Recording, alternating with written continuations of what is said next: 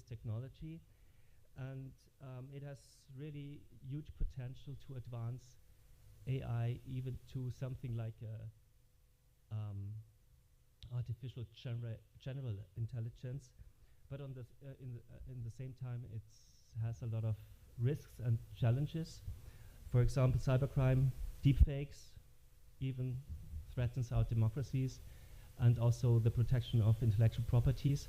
I think these are only some examples of the risks and challenges, and recently there have been quite a couple of research studies on the effects of generative AI on the labor market, and this is the topic for us today, because generative AI will have huge effects on our living and our working conditions, and the studies suggest that many jobs will be affected by AI, by generative AI.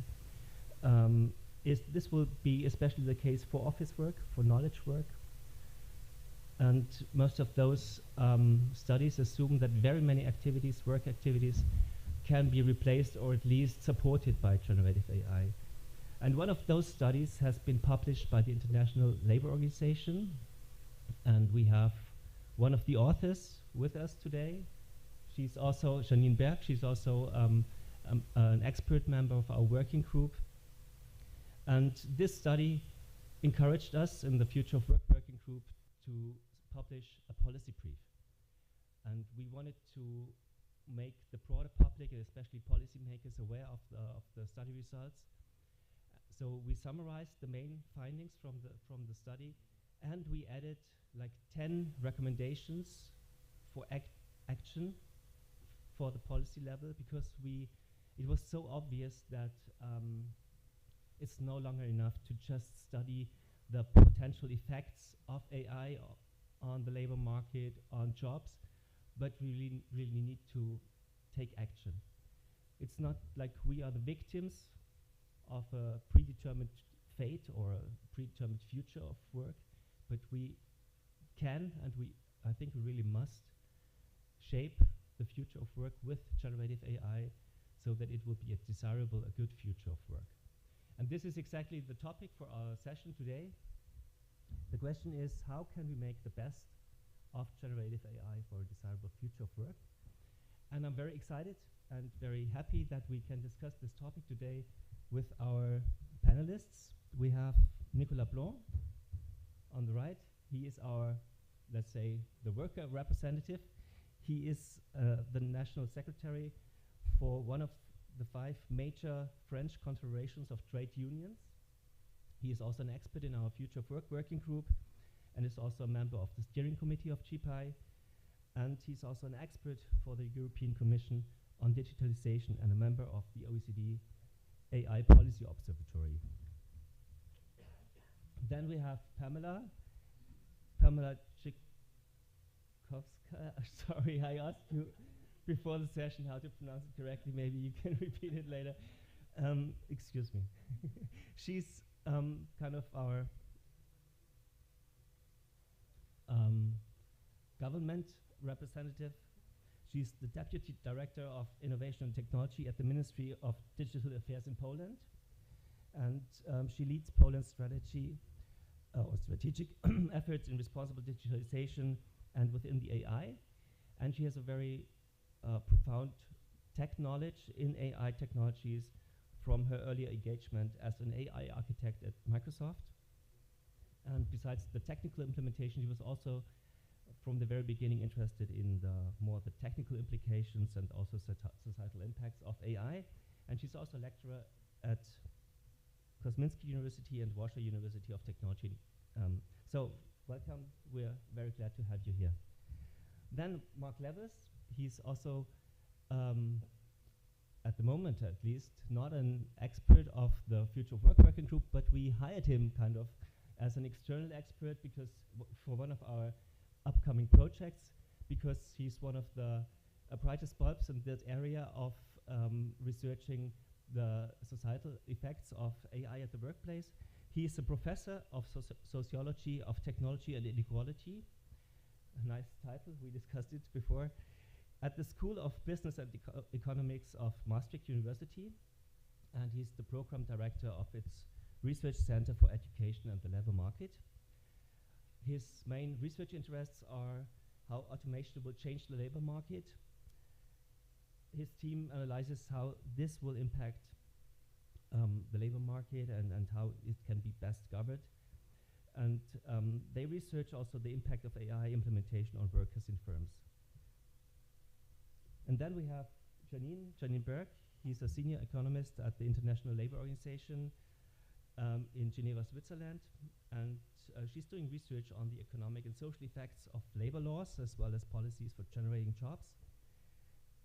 She's an author of several books and articles on employment, labor market, and the digital transformation of work. And she will kick off the session today because she will give a brief summary presentation of the ILO study I mentioned before. And then we will jump into the discussion. And after that, we will open the discussion for all of you, for the audience, for your comments and remarks. So if you have any questions with regards to the presentation, please note them down and we will come back to that later on. So, Janine. Thank you. Thank you, Matthias, for that really kind introduction. It's really an honor to be here with everybody and to discuss this topic. So as Matthias explained, I'm an economist with the International Labour Organization in Geneva, Switzerland, and along with some colleagues, Pavel Gimbrich and David Boscond, we wrote a working paper that was published back in August on the topic of generative AI and job quality and job quantity. So what we did was an analysis of how generative AI could potentially affect the quantity and quality of jobs at a global scale. There had been some studies that had been done on the US and Europe, but there hadn't been any studies that had been done globally, so that was our contribution. And as Matthias mentioned, this work was then the inspiration for a policy brief that was published by GPI I believe it was in September of this year, which you can all find online at the GPI website. So let me just highlight some of the main findings of the study. Basically what we did is we took the International Standard of Classification of Occupations. There's 436 occupations at the 4-digit level. This, what we call the ISCO, is used internationally. It was developed by the International Conference of Labor Statisticians, which is, the ILO is the secretariat for that. It meets every 5 years and discusses what should be the international standards with respect to labor market statistics. The current ISCO is from 2008. They're in the process of updating that, and the new one should be released in about 3 years' time. But we worked with the ISCO from 2008. And what we did is we actually used ChatGPT-4 to do this analysis. So it was a good analysis for us because it allowed us to see to what extent the technology could actually assist economists in their jobs. So it gave us some insights. So in this first graph, what you see is the 9 broad ISCO categories. So there's 436 occupations at the 4-digit level, then there's fewer at the 3-digit level, the 2-digit level, and then the 1-digit level of the broad categories. And this is, in our analysis, we basically looked at all of everybody's tasks. For each of the 436 occupations, there's 10 tasks. So you go to work every day, and you do a lot of different tasks during your day. And some of these tasks could benefit from the technology, and some tasks probably can't. So we did an analysis of all of the different tasks within these occupations, how many of them have the potential to be automated by generative AI technology. So this doesn't consider other types of technology, but it is the broad scope of generative AI technology. And so when you put all the tasks together and you aggregate it by the 9 big occupational groups, the green is those tasks within that so in this first category of clerical support workers, those tasks, 58% have a medium exposure to generative AI technology, 24% have a high exposure to generative AI technology. If you look at the other categories, you see some exposure, but not nearly as much. So technicians and associate professionals, service and sales workers, all really about 25% of their tasks have a medium exposure to the technology. And then if you look at some of the other occupations on the bottom, much less exposure, which of course is understandable given that this is generative AI technology. So in some of the technologies such as crafts and related workers, they're not going to really be using it very much. Plant and machine operators, there might be a few tasks that they could use, but on the whole, really very, very limited exposure. So here, just to give you another viewpoint of this analysis. So on the left here, we have managers, and on the right, we have clerical support workers. So this is taking the distribution of the 10 tasks within each of the occupations. So that I know you can't read on the left what the occupations are, but that's okay. It's really just to give you a sense of what the analysis is showing. So if you look at the managers, you'll see that really to the left of that purple line is low exposure. So managers, they have to talk with their employees, they have to deal with clients. Those are tasks that wouldn't be affected by the technology, and so low exposure. But then, of course, they have a few tasks that could be. So you see this kind of almost a bimodal distribution on the exposure. But if you look at clerical support workers on the right, you see a very different picture, a much higher exposure, like I showed you in the previous graph. Now, this has implications for countries like India, where you have many people in business process outsourcing that could be potentially affected by the technology. Okay, so then once we had these scores, what we did was then look at all the different occupations that existed in the world. So we took the latest labor force surveys. At the ILO, we have 170 labor force surveys. We have a huge microdata repository. We don't have it at the 4-digit level for all countries, but we built a model to basically make an estimate for the 170 countries to really have a global picture of how they could potentially be affected. So a few caveats here. This is potential exposure. This doesn't mean that the technology is necessarily going to be adopted. And you have, of course, a lot of bottlenecks in many countries. In many countries, you don't have good access to electricity. You don't have good access to broadband. You don't have the digital skills. The technology is expensive. The labor might be cheap. Maybe the organization doesn't want to use the technology. Maybe they use the technology, doesn't work well. There's a lot of caveats. So this is just an upper bound threshold. But of course, this is not including other types of technology that could affect jobs. So on the bottom is automation potential, and on the top is augmentation potential. So let me start with the automation potential. So what we see is that at the global level, 2.3% of employment has the possibility of being exposed or potentially automated by this technology, which translates to 75 million jobs. This has a much greater impact in high-income countries and a very little impact in low-income countries. Now, this is not because of the caveats I spoke about. It's because of the different way that employment is distributed in poorer countries. So in poorer countries, you have much higher concentration of workers in agriculture. You have much greater number relative of workers who are in transport, food vendors, all these sorts of occupations that wouldn't be affected by this sort of technology. So this is why you have these different numbers. This doesn't include the caveats. Now, one thing that you should keep in mind, the orange is women and the blue is men. And the reason you have much higher concentration, much higher effect on the women is because women are more likely to be in clerical support jobs. So women in general in the world have a lower labor force participation, but when they are participating in the labor market, jobs tend to be sex segregated, so you have a lot more women in these clerical support occupations, which means that women are more likely to be affected. Now, if you look at the top panel, that's augmentation. So those are those jobs where they can use this technology to do some of their tasks, but they're not necessarily going to be automated because they have to do other things. They do other things during their day, such as the managers that I mentioned earlier. So here you see that actually this is a much more kind of equal distribution. 13% of employment has the potential to be augmented in our analysis, and then more equal distribution among countries, whether they're either low income or high income. Now, one other thing that one needs to keep in mind is that this does not include jobs that could be created by the technology. And we know that with every technological shift, there's new occupations that come about. There's occupations that leave, there's new occupations that come. So I always like to give the example of mobile phone repair shops. They didn't exist 15 years ago. Now every country in the world, seems like every corner, there's mobile phone repair shops. So this is just an example of new jobs that could be created. And of course, one of the important new jobs that has been created is the training of AI systems. So all of the workers who work with the training data in AI systems, that's a new job that has been created. Okay, so the title of the policy brief is The Big Unknown. And what we're trying to highlight in this brief is that, well, there's still some jobs that we're not really sure whether they could be automated or augmented. And it's really a policy decision. So it's maybe a policy decision at a higher level, but it's also an organizational decision of how that technology is incorporated in the workplace and how that worker is potentially affected.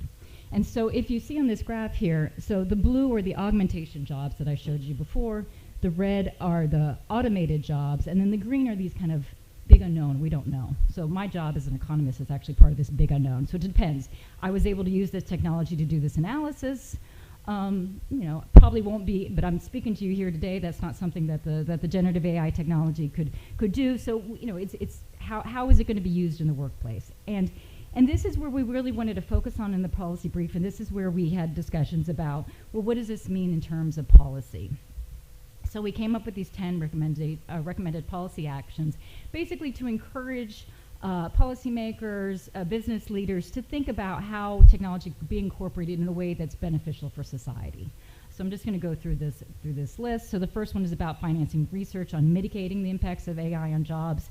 We have some indications of what the big picture are, but we need to know more about at the sectoral, at the occupational level, what the potential effects could be, and that's of course some of the work that we hope to do in this next year at GPI.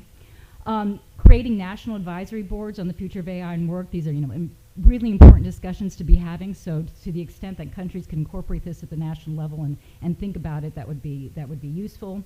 Incentives for augmentation investments, particularly in small and medium-sized firms. We know that there is also this potential within the augmentation that if the technology isn't adopted, there could be increases in the productivity gaps. And this could be true between poorer countries and richer countries, but also between larger firms and small firms. Worker retraining programs, that was a very important part of any policy package. Investing in higher education. Doing some sort of monitoring on the impacts of generative AI on the workforce. Social insurance funds. This is really important for people who are potentially going to lose their jobs, that they have the social protection that they need to retrain and to find other work. Public awareness about this. Increasing the flexibility and the resilience of labor markets, and international benchmarks of fair work in AI. And this refers to a panel that we discussed yesterday about how to ensure that the new jobs that are created of data trainers, for example, are good jobs. So I will leave you with this, and I now turn the floor back to Matthias. Thank you very much.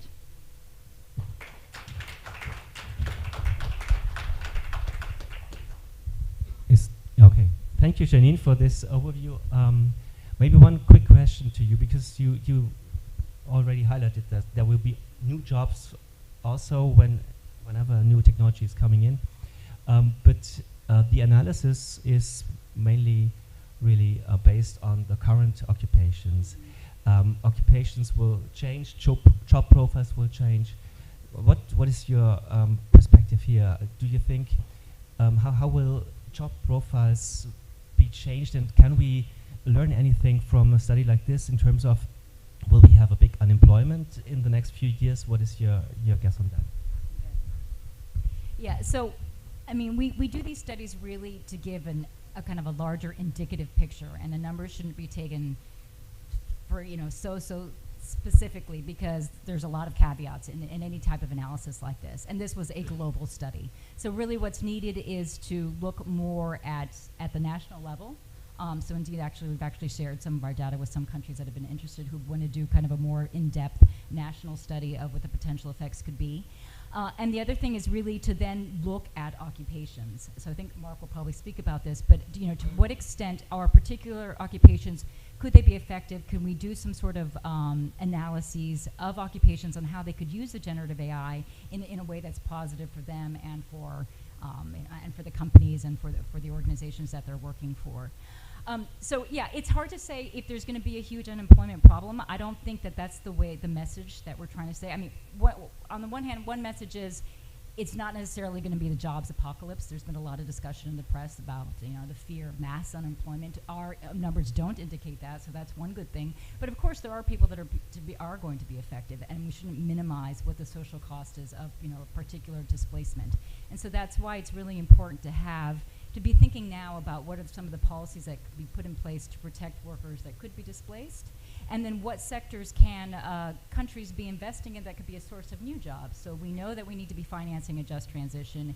We know that in the care economy, for example, there's huge labor shortages around the world of medical personnel. So there's a lot of sectors that could use investment that could be a source of good jobs. And so it's really a kind of a call for policymakers to, let's think about these things and let's try to minimize the negative impacts as much as we can.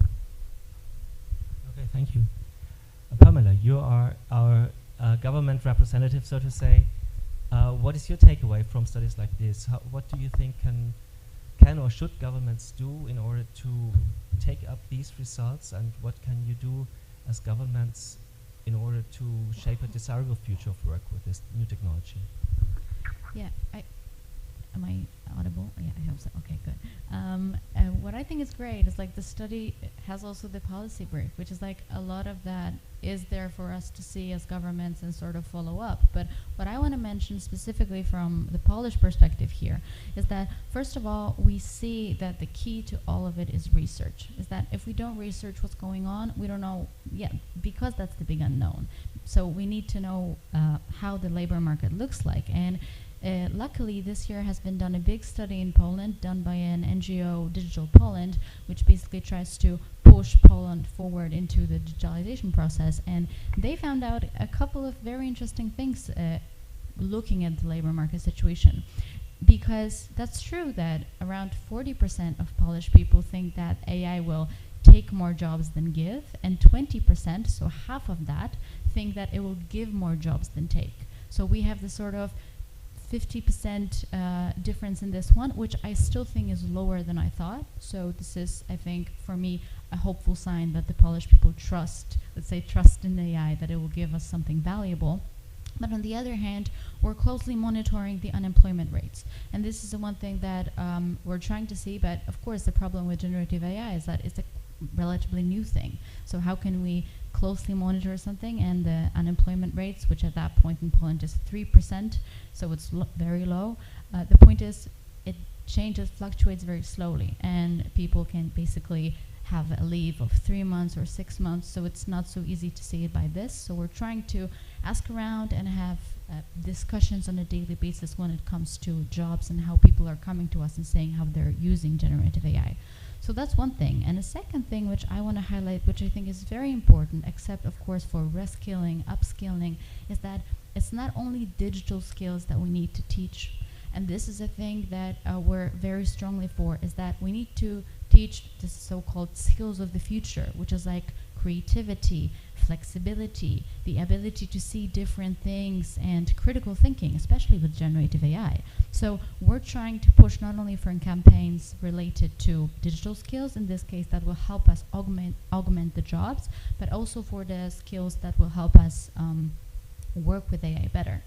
And another number that I will give, which is that at the moment, we're still trying to put this augmentation forward as government. So we, in this same study, was shown that only 4% of workers in Poland, of course this has been a study, as I mentioned, from the Digital Poland, use AI, all the AI, not only generative AI, at work, always or very often.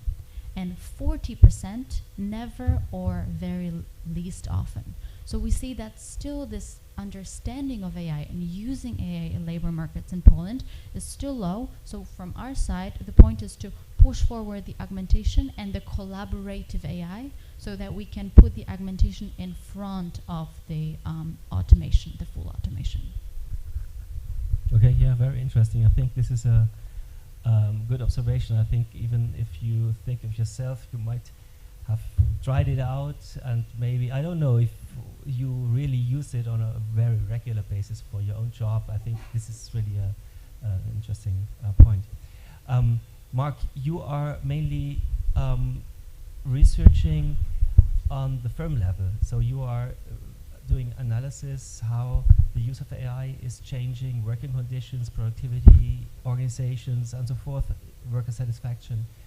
Can you report any best practice strategies for companies, how to introduce this technology, how to transform themselves? I can, but I want to take a bit of a leap here and start with research we previously did, if you're okay with that. So it's that's more macro level research, and it kind of touches on some of the issues that Janine mentioned. I think the discussion about whether or not this will lead to mass unemployment is not the right discussion to have. So what you'll probably see is that AI will change its tasks of jobs all across the economy, all across the labor market. And what you could end up with is, on the one hand, a group of people who have skills that are obsolete, and on the other hand, a large group of vacancies that you cannot fill anymore. I think that's the main issue. And then the question is not how can we prevent unemployment, but the question becomes, to become productive and have all these technologies work for us, we have to have the labor force in place to make sure that we can actually use it in the way it helps people to become most productive. So the question is one of augmentations versus substitution, and that takes place at the task level. New jobs that will be created will require different skills than the jobs that will disappear. And I think the OECD did a study on the extent to which jobs change. In OECD countries, I think between 28% and I think 50% of jobs will change. That differs between countries, of course, because of AI. And not just talking about Gen AI, but about AI in general. Now that brings me to the best practices at the firm level, because after the research, the macro level research, we started to focus on firms, because what you could see is that the impact differs widely between occupations and also between countries. You want to really focus on understanding what happens on the ground for different occupations if you really want to see how jobs change. And then the question is best practices for whom, right? Who will benefit and who will not, and best practices to what extent. So I guess, and you have to understand the research, the small research that we do, the micro level research, we do it in a very specific institutional context in Germany, which has very strong labor protection and so forth. Take that into account. I guess the firms that are most able to overcome all sorts of bottlenecks in their implementation process, be they organizational, technical, human capital bottlenecks, they succeed best in implementing the stuff on the ground. And in Germany, that means that you have to talk to labor unions. You have to talk to workers. You have to sit down and figure out what the decisions that you make to increase your productivity mean for the workers that are in place right now. And that means a dialogue about reskilling opportunities, about job molding, about really understanding what the implications are, and then figuring out how to implement that. So for me, that's kind of a model for best practice. But the problem, of course, is that you cannot just take a policy that works in one institutional setting and then transport it to a different country because of different cultural embeddedness, different institutional arrangements, and so forth. So that's, I guess, the main issue now is how can you learn from the best practices that take place in one cultural setting and one institutional setting, and then extrapolate it to a different setting. That's the main issue. And I guess the best strategies, and I guess that is universal, are strategies that figure out the type of skills needed given the workforce that you have to implement this technology in occupations in the workforce in a given labor market setting. So if I summarize correctly, then it's mainly about really identifying the needed skills on the one hand side, but what you said, especially from your German studies, is that participation is also a big topic. Workers' participation, and this brings me to Nicola. You are the worker representative, and so in many, if it's on the firm level, they always ask about productivity, about new business models based on AI and so forth. But the question is, how can we get something positive out also for the workers? Do you see any potential for the workers, for the benefit of the workers, when it comes to the use of generative AI at the workplace? Yes, thank you for the question. It depends, I think it depends how we will use the technology. Because as you know, AI is not deterministic. I think it's very important to know that. And I think what we has learned in the ILO study, job will be replaced or augmented. I think it's very important. But for augmented position, I think before. For the replaced jobs, I think anticipation is a key factor, because we need, for example, for the big unknown, we need, in our policy brief, for example, we ask for a policy focus, because it's very important at a high level to define what we want to know, what we want to do with the technology. And after that, we can discuss for example, for reskilling, upskilling. Reskilling is very important, because for replaced jobs, we need to work before it arrives, because we need to discuss about skills, competencies, soft skills, hard skills. It's very important to define the future of work. I think it's very important for that. And after that, the technology could be useful in a good way. For example, in a hand-to-hand, it could be very important, because we can work. It can improve the quality, the intensity, the job. It could be very useful, but it could be also in a bad way. For example, algorithm management could be very powerful, and you can decrease the quality of job. You can improve the intensity, but not in a good way, because you are. Often I said it could be human is a loop, because you have to, every time you have notification, you have to do more and more with AI. So I think it's good, but it could be safer too. So that we need to regulate. I think it's very important to define what we want to do with the technology, because it could be a powerful tool, very good for productivity. But we have to define, as we explained in our policy brief, we have to define what we want to do at the workplace before. It's very important to define with workers representative at the workplace, to define. I noticed that it depends on the design of integration at workplace. It's very important. So to do that, we have to define, to anticipate.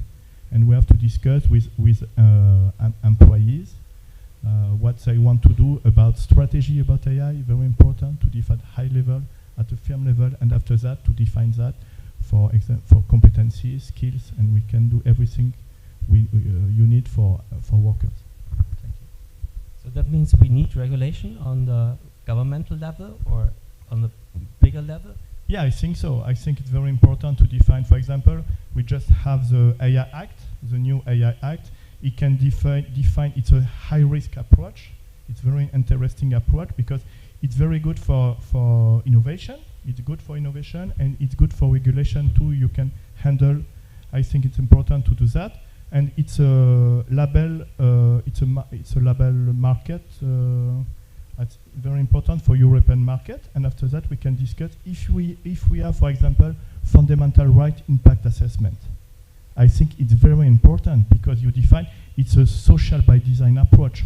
You can define fundamental right impact assessment. You can define social assessment, for example, for reskilling people, something like that. You have to define at the top level, and after that you can do everything. So I think it's important to have a framework to define how we want to use. It could be a policy focus at national level. We can define national level, European level. At global level, it's important too to define the rules. But I think it could be very important for workers' representative to have a framework to know how we can work with the technology. Because after that, without that, it could be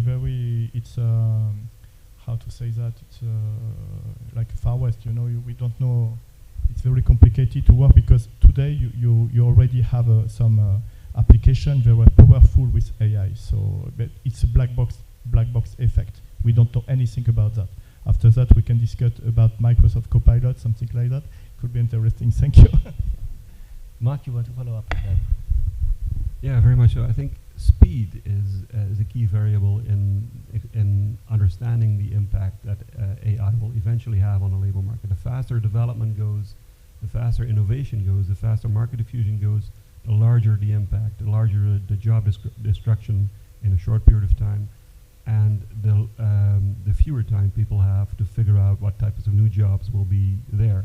And here, labor market regulation is actually key in slowing the process down, although it will not stop it. It will give people some time to come up with more innovative policies to actually reskill the labor market. So I would advocate a combination of both, where you figure out a good skill strategy for your labor force and some form of employment protection in place, organized labor and so forth, to ensure that the immediate impact is a bit slower than it should be without these policies. We did some quantified scenario studies on this, showed that pretty convincingly. This is an interesting remark, because we always look on the rates of uptake of the technology, how many firms use AI already, and we want to speed it up, in terms of technical innovation. And now you say we need to slow it down. This is one of the major issues between tech and human-oriented research, or what would you say?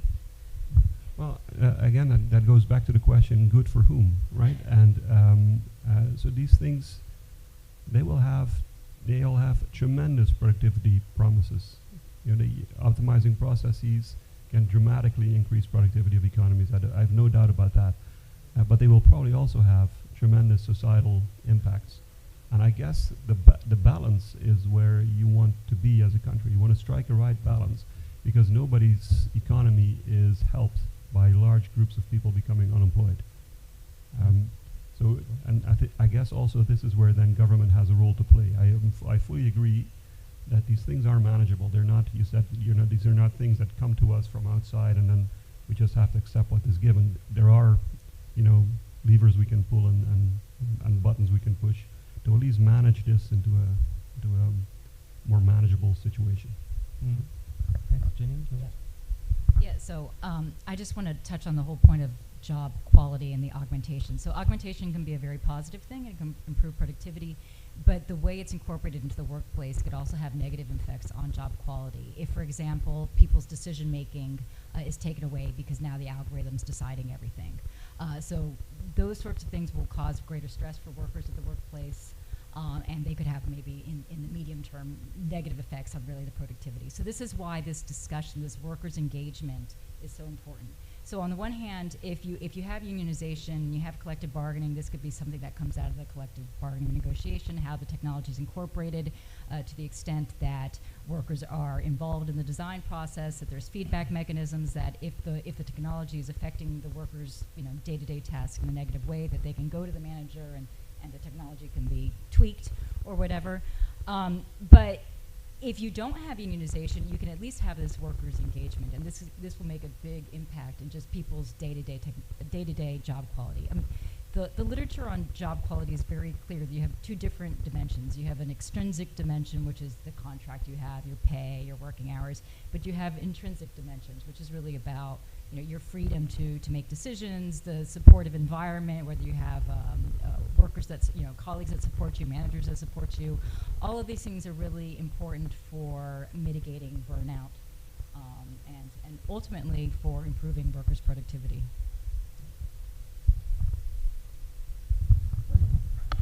And I will just add one thing from the government side, which I think is very important, is that to have the worker participation, we need to have the worker understanding. And to have the worker understanding, we need to have a very broad program in which we show them, this is AI, look, it's not something dangerous, you can pet them, and it's going to help you in your job if we do it right, and we need to do it together. So the point is not only that we need to educate on the very early level, and everything starts with education of the people, when they're young. And this is a problem we have right now, because the case is that the AI revolution or evolution, however we want to call it, is now. And the education of the young people, starts now as well. So this is a very thing that the workers' unions and the employers and also the government need to put hand in hand, because otherwise we're not going to manage the reskilling, upskilling, and the idea that this flexibility is the important thing that we need to foster. Yeah, very, very interesting point. Very important thing, I guess. The awareness in the citizenship, in the worker, but at the workers' level, it will be a very important precondition for participation. Yeah, that's true. Now, a quick remark about speed. You said speed is complicated. against regulation. I just give you an example with the AI Act. The regulators define Annex 3. Annex 3 is about high-risk exposure, high-risk AI activities. So it's very interesting because you can add or remove some activities. About you can define what activities is high risk or not, and you can move or you can add. Or it's very important because it shows how a regulation could be flexible about that. You know, it could be interesting. So to me, it's not opposite. You can have a regulation. The speed of technology. You have ChatGPT. Now you have Gemini. Is the new tool coming from Google. So you know it's like that. So we need regulation. We need new products. It's okay. We know how to handle that.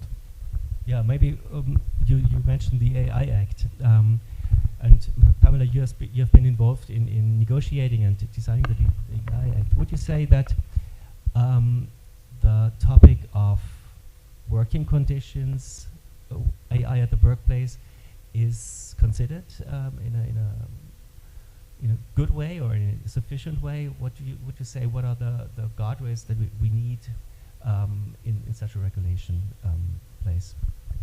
Yeah, I'm a tech person, and I never thought I would say that I like a regulation or that I'm fond of a regulation, and I have to say I'm really fond of this regulation, so we got there. But what I think is important, the most important thing is that the work is not covered very much. And this is a thing that we need to put up front and say that this is what it is, and we need to do a lot on the level of European member countries so that we can put as we're talking here, the right labor market up front. The point is that the main point is that the labor unions, which is a very great thing, there's our two, let's say, main bodies in the AI Act that are going to do stuff with the solutions that are going to be coming, which is the AI Office and the AI Advisory Board. And the AI Advisory Board, which is helping the AI Office make decisions if the solution is, let's say, acceptable or not, it is designed to have the labor union experts inside of it. So this is great that we are saying we need you there on board so that you can help us make those decisions. And another thing which is there in the AI Act, which is that if the model or any AI solution is regarding the hiring process, so the process of recruitment, it is default high risk. So this is a high-risk solution, and the work analytics, so let's say how good you are at your job, we can say, or if your job is being done productively, is a medium risk, but can be brought up to the high risk and recommended by advisory board that this is, for example, a high-risk solution. So this is very good that we see that this labor things connected to how we hire people and how people stay in their jobs and how they are performing are taking into the risk assessment. So this is very important. But this is also a good point to say that this is not enough and that we need more. And to be honest, I don't have a right answer, which is say, oh, we have this policy ready in Poland and it's ready to go and generative AI is there, because it's not.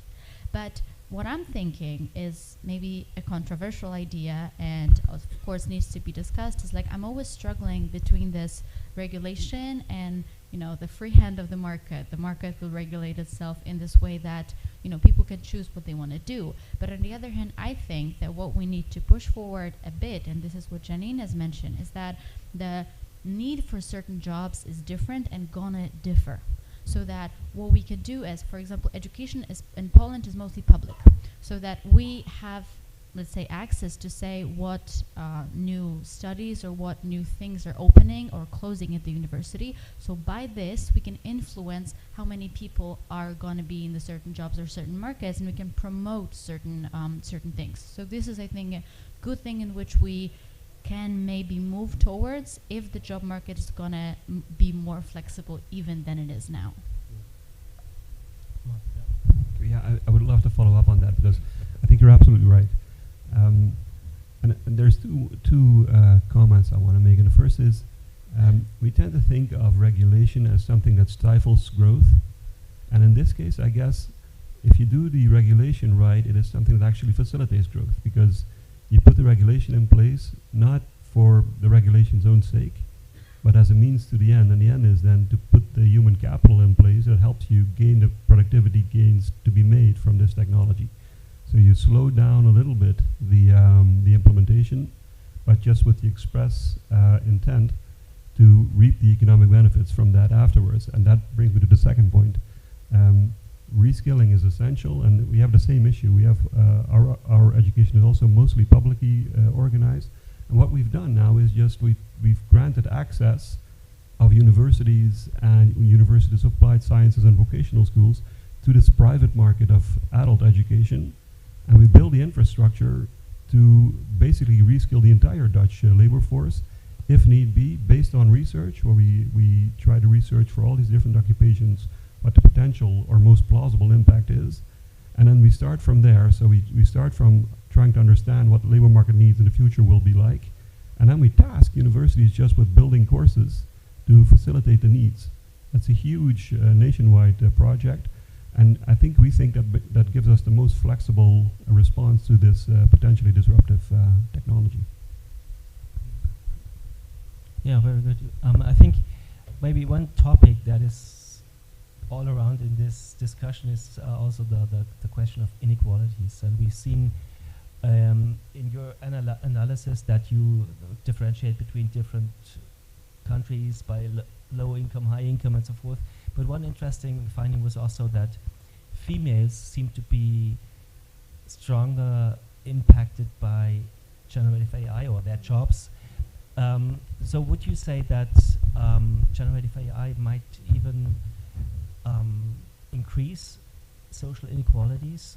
And if yes, what could we do about it?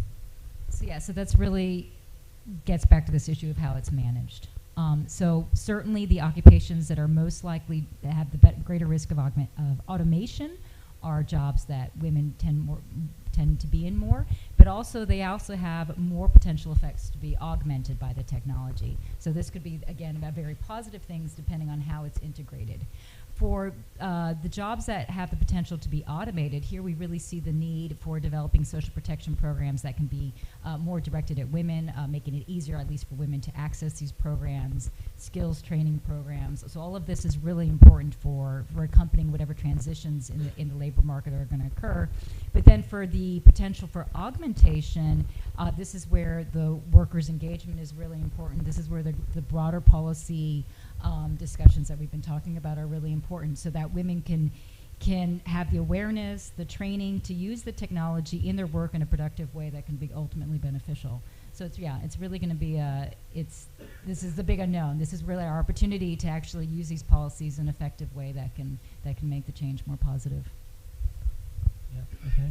Mark, you are a professor for inequalities, technology and inequalities. What would you say? What is the biggest risk here? Is it inequalities between male and female workers? Is it between higher income, lower income, or higher educational level, or is it between the global north and the global south? Where do you see the biggest risks? Yeah, I think the questions that Janine is asking are exactly the right questions. So the impact, so there's two dimensions to this. First is the impact it will have on tasks of occupations, and the second is, so are you exposed to it, and the extent to which that is the case? Is your job susceptible to it? And the second is, will you be substituted by it, or will you be augmented by it? And I guess that's why the great unknown, or the big unknown, is also such a well-chosen title for this project, because there's a lot we really don't know. And I really, so professors don't know everything, right? This is one of the things that we have to figure out, and fast too, how this plays out for different groups of people, how this plays out for people in different countries. What I will say though is this: there is a fair chance that Gen AI will change the way expert knowledge will be used. Will probably make expert knowledge better available to larger groups of people, but the consequences of that are also still very much unknown. Right? So will it make experts, particularly given the fact that these models still hallucinate quite extensively, and that there are there's interesting papers trying to deal with that, but this probably will always be some form of problems that will haunt these models. So one of the hypotheses is that Gen AI will make experts more into superstars, and if you compare it to the legal profession, for example, you could get superstar lawyers, and the paralegals become the aides to the model, right? So there's these types of hypotheses, and how that then will play out on a global scale. Well, that's for everybody to figure out. I guess that these are the main issues that we have to research now, and we have to research them fast. And that's also what we're doing now with this project. Yeah, thanks. Nicolas? Thank you. That's why I think the role of a social dialogue is fundamental for that. And there was in 2022 an OECD study shaping the transition, very important, and they define social dialogue is an important instrument for involving and building consensus among the main stakeholders in the labor market. I think it's very important to reduce inequalities at firm level to discuss, because it will produce some inequalities between men, women, something like that, between workers, different level. So we have social dialogue is a powerful tool. So I think it's very important to remain that and to work on that today, because if we want ethical, trustworthy AI, it's also social dialogue, I think.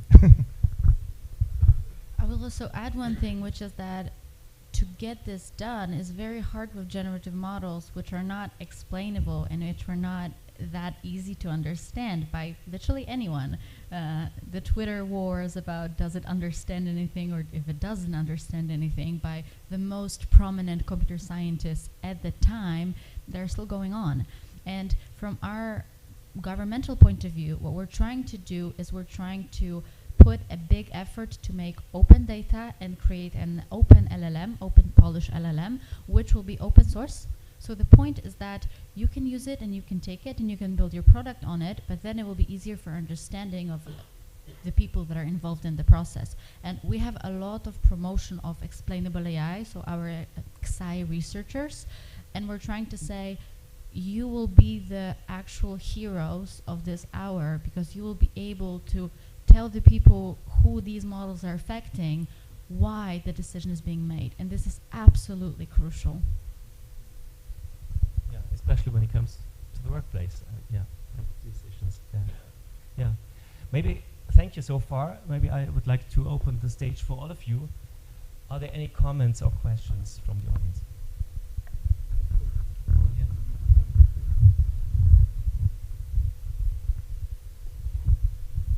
Thank you. Lovely presentation and lovely talks. Just one question, in your presentation, Pamela, Janine, you had said that public awareness. So what do you mean public awareness? Are you trying to make the people aware or the workers aware, or are they analogous to each other? Yeah, I mean, I think it's both, because it really starts with education. So that's very much a public awareness issue, because parents need to be involved, children need to be involved, and then of course at the workplace. And the workplace awareness would really hinge on this dialogue with, amongst managers and employees at the workplace. So I would say it's everybody, because if you want a societal response where there's a lot of buy-in, you have to have as broad an awareness as possible. Thank you. Second question, I should have asked it alongside. Now, this survey, did it talk about jobs which will happen, or will it happen, or has it already happened? Because I assume I'm not economist, so I assume there will be a subtle difference. So that is it. And thank you, Mark, for telling us that experts will not be off the radar.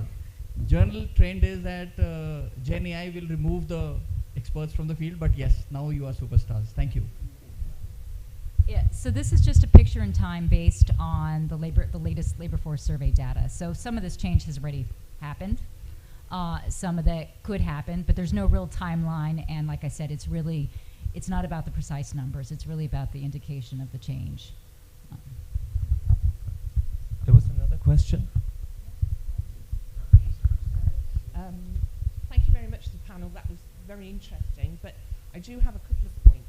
One is that you're mentioning slowing down the development of AI and the work that's going on there.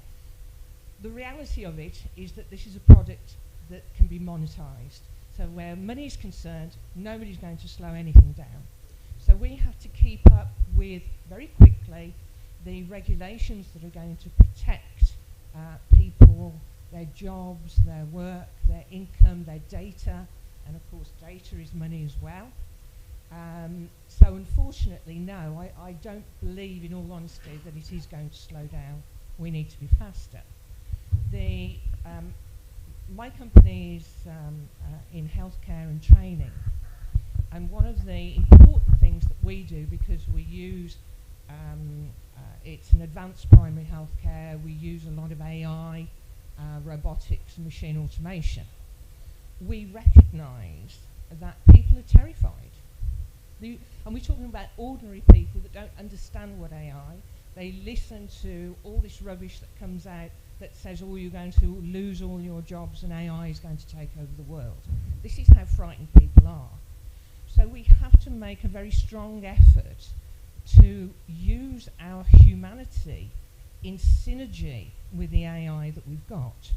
It's not that we can invent machines or programs or Gemini to do the work of humans. We have to work with the system, and in doing so we have to educate people not only what AI is about, and there's two areas there. We use fully immersive training, so we can actually bring in people, teach them to use our machines, teach them how to talk to people who have mental health problems, to actually be a part of the development, and they get certified.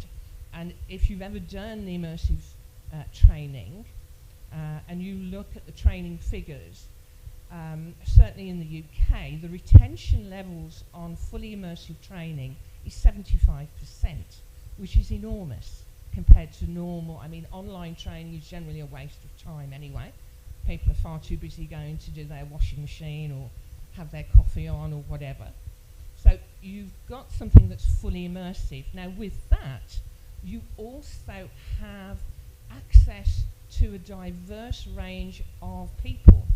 So you have third world countries, you have people without money that don't have access to normal training that we can bring into the jobs market or the training market and give those people certified educational histories.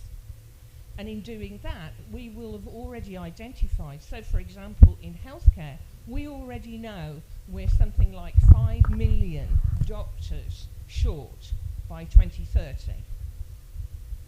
So if we start with using this immersive training with young people now, with 15-year-olds, 16-year-olds, with the universities, it's fast, it's cost effective, we can get buy-in, people feel good after doing it and have achieved it. So it's up to people like us to get a move on and get this going, to get the regulations in the same way as we have companies regulated around the world, which are, you know, they have, we call it British standards, but there's different, you know, you've got CMARC and FDA and all sorts. AI is just another tool in a business.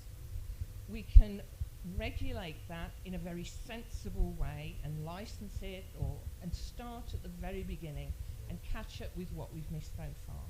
But thank you very much. Thank you. Anyone who wants? Yeah.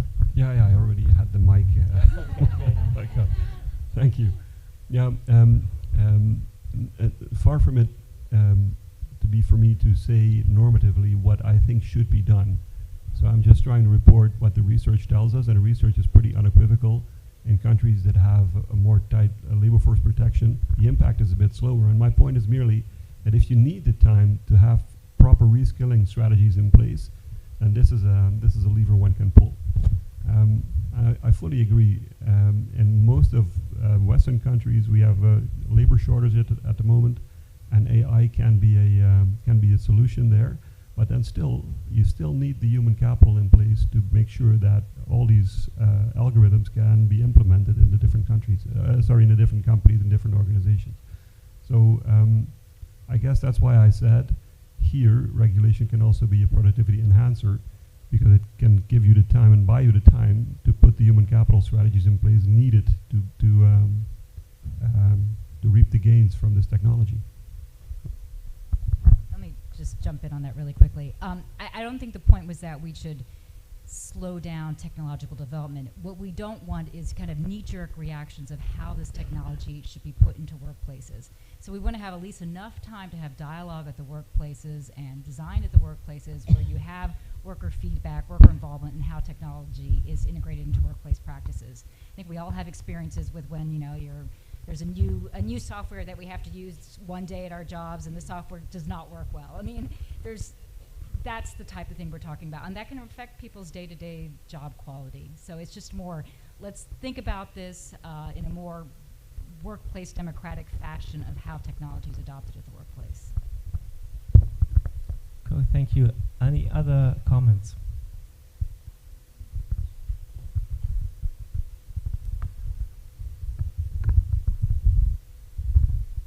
Hi Pamela. So my question is, so the product which I am using right now, it can 90% replace a supply chain manager work in a tire company. So when I talk to him, he feels vulnerable because of that situation. So I want to know, like, can you give some example where you can say that, you know, this is my product, you can pay it. So, like, how to balance those things.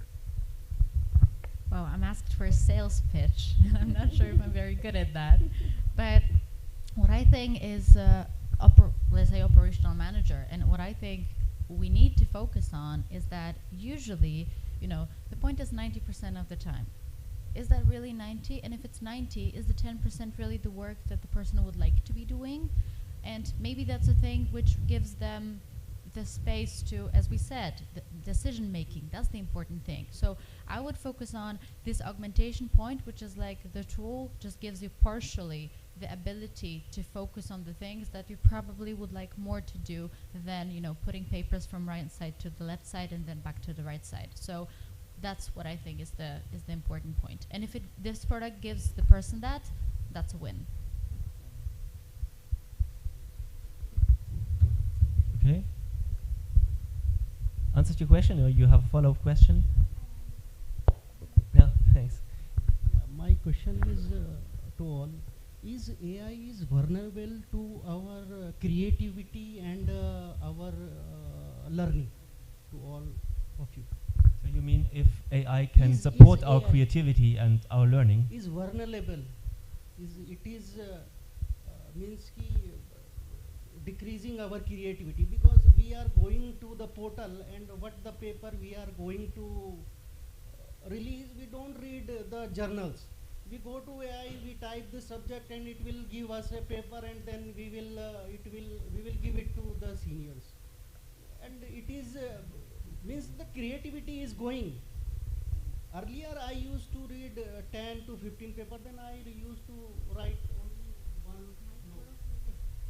So my question is, it is vulnerable to our creativity and learning. Yeah. So, and how we can prevent it? Thank you. Good question, interesting one. Who wants to take on that? I get to say one thing, which is that this is, sadly, it's not like a black and white thing. We cannot say, yeah, AI is going to enhance your creativity always or never. The point is that that's why I think we mentioned this skills of the future, which one of them is the thinking of critical thinking and creativity. And you're absolutely right. We created something in Poland for teachers, which is like how not to use generative AI.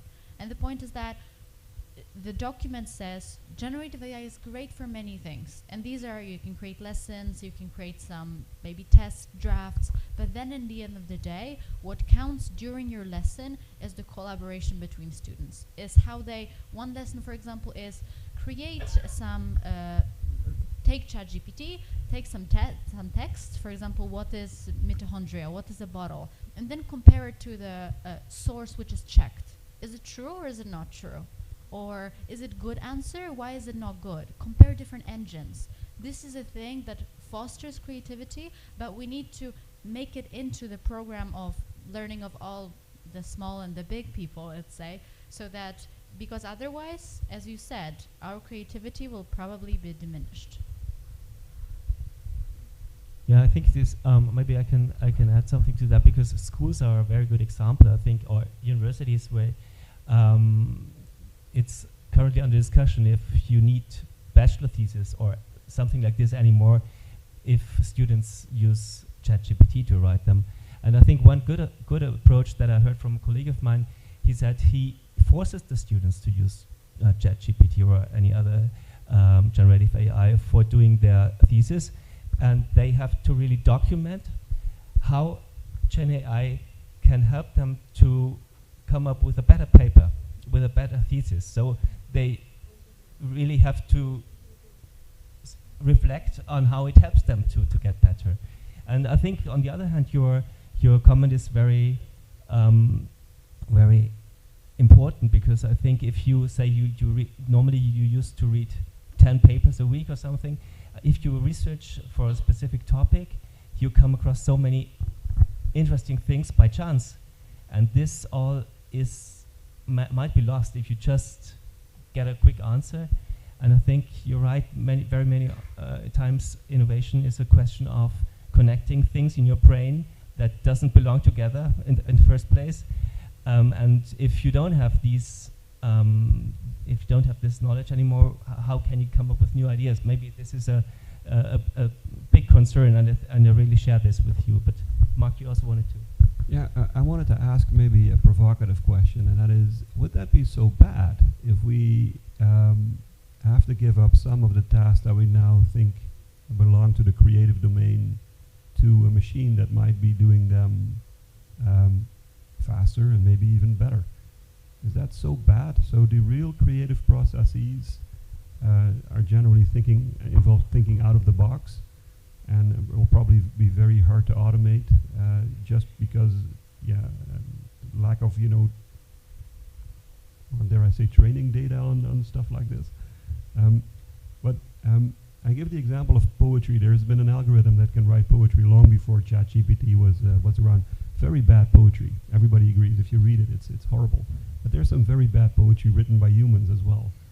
Right? So why is it so bad that we have students write essays using ChatGPT, particularly if the essays in the end become better by it? I'm not that threatened by this at all.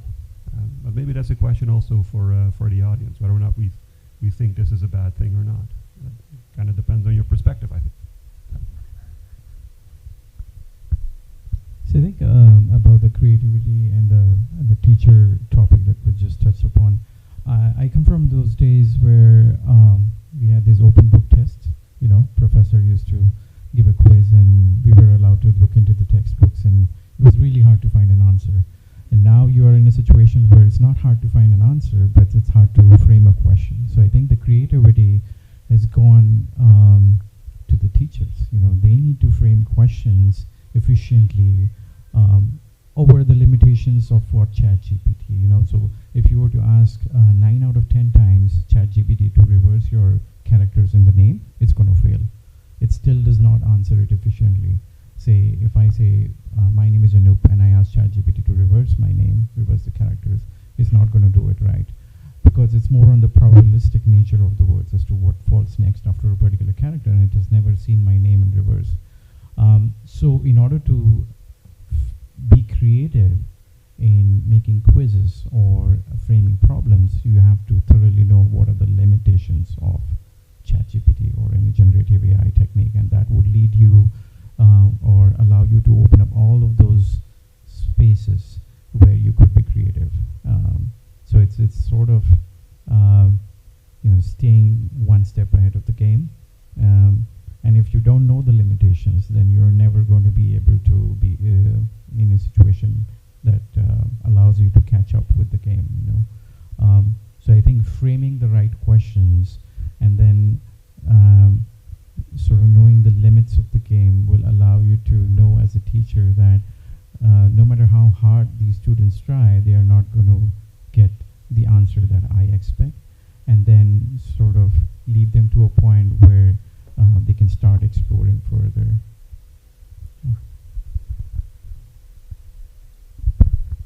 Here's another question.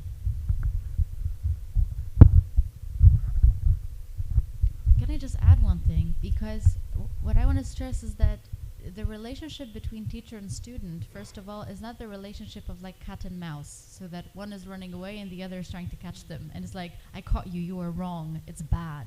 Because this is a big problem that we have in Poland. It's like that you make tests, you're good at tests, perfect. You cannot do anything else, you can just answer questions from the sheet.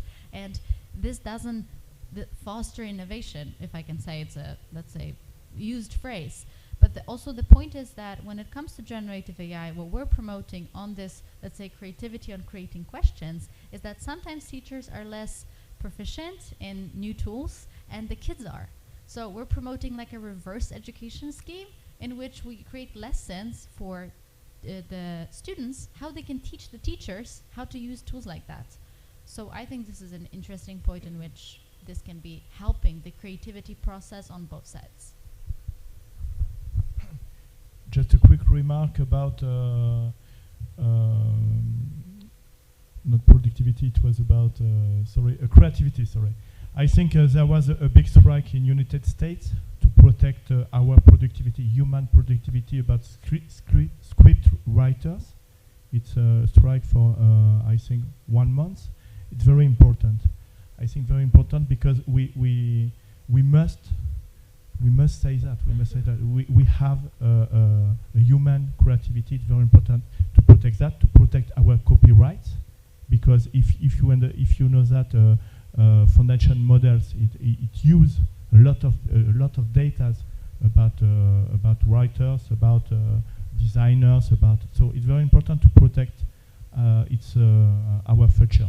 So I think we can protect that, but we have to be aware about that, and creativity is key. I think very important for a lot of work, because I think that's why this strike to me is very important, and they won. It's very important they won, because they said, yeah, human creativity, human production is very important, and is what we want to do in the future. Not a ChatGPT scenario, something like that. No, we want to produce. We can have an help. We can hand-to-hand process. It's not a big deal for me. It's okay. We can use it to think out of the box. I think it could be useful for that, to think out of the box. But after that, it's human who decide at the end. So it's very important to protect creativity. We can do it. Thank you. Yeah. Thanks. There was another comment. Yeah. Thank you, Mark, again. I really wish, you are my professor for most of my studies. You really have good, intriguing points. I fully agree. There is, in my research over the last about 4 years now, I have realized that all these AI tools are mere tools. It's how we use them. There are people who can steal after they break up on a house. Similarly, there are people who will misuse GPT. So I think the problem here is the people who don't understand this tool, actually they try to put it down. They find the devil in all the details. By no means I disregard what Nicholas is saying. It is very important there. Now in India, for example, when we are till high school, we are not permitted to use calculators in our school, obviously, because they want to teach us maths. The moment you go to your bachelor program, they expect you to use a scientific calculator. So there is a reason to do it. So immediately, the connect is here. AI, especially generative AI, is a tool. So if, let's say, a supervisor is able to make a paper in half an hour, why not?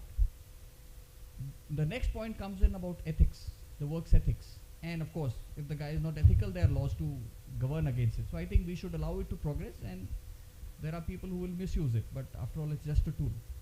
Thank you. Can I briefly just, I have a 14-year-old daughter who's in secondary school right now, and she's asked me this question. She knows that I'm doing this research, and she's asked me, why am I having to study all these different languages? So they make her study English, German, French, and she had a year of Greek and Latin. And she says, well, I can use Google Lens to just point towards whatever I want to read, and I can read it. It's probably within time, and she's probably right.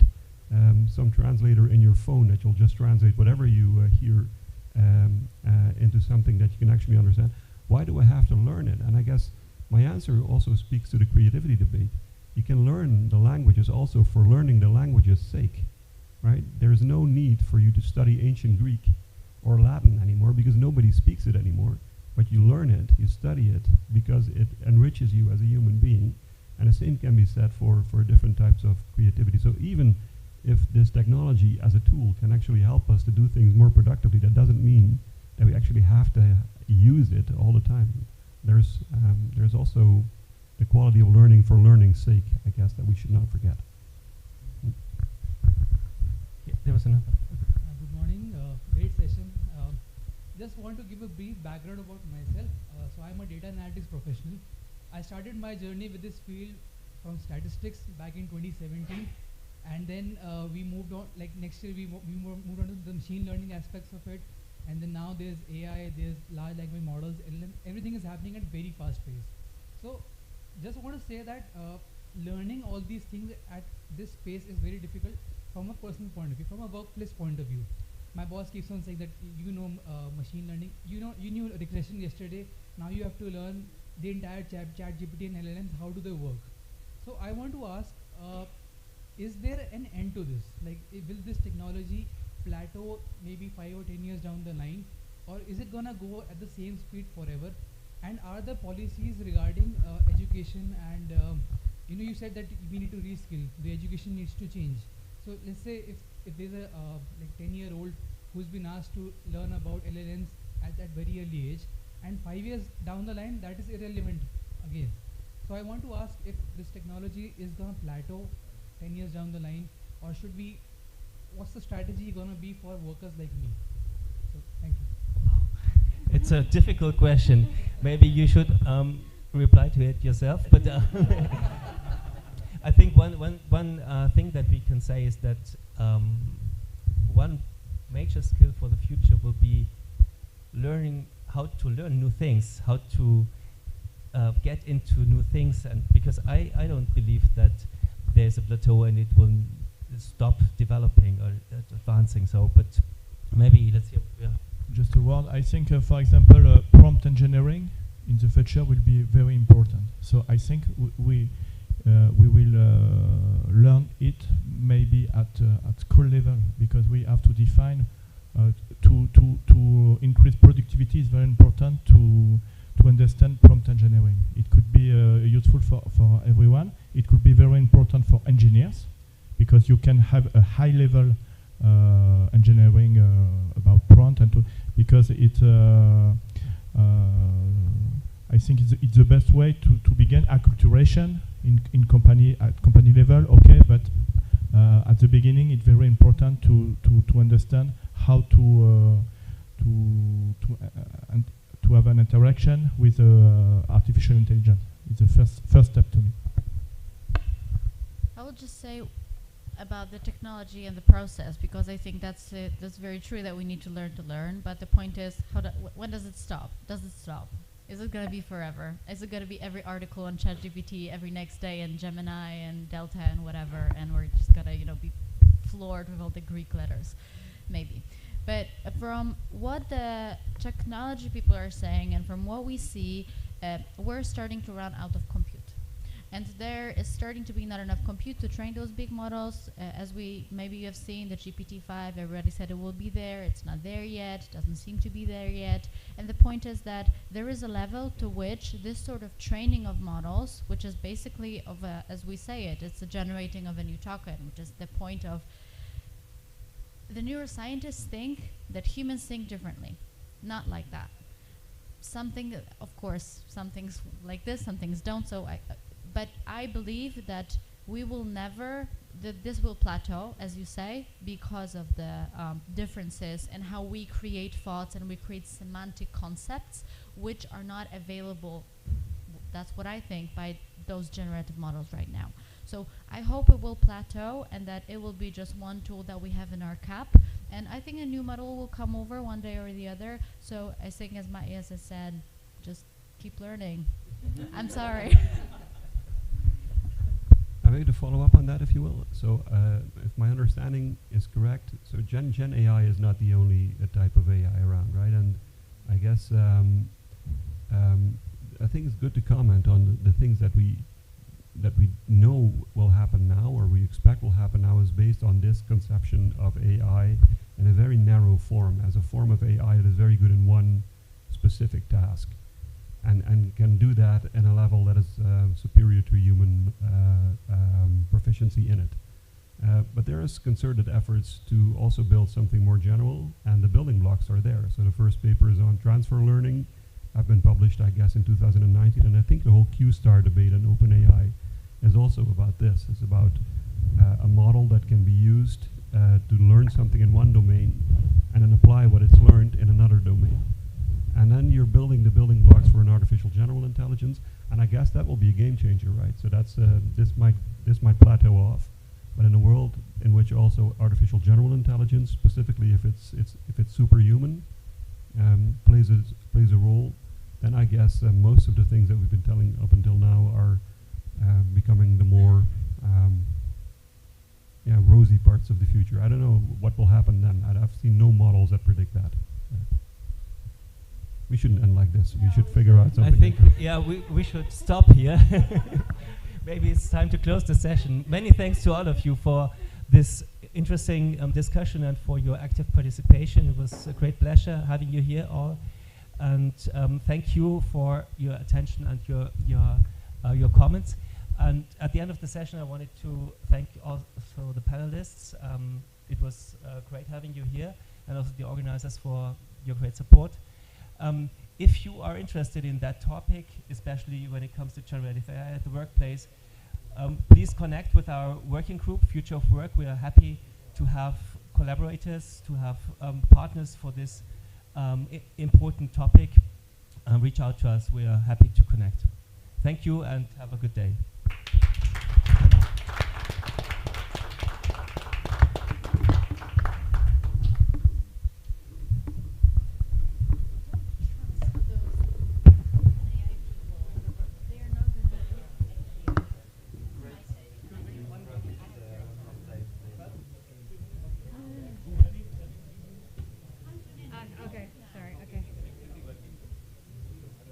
With working group, I give you my business card. You could just.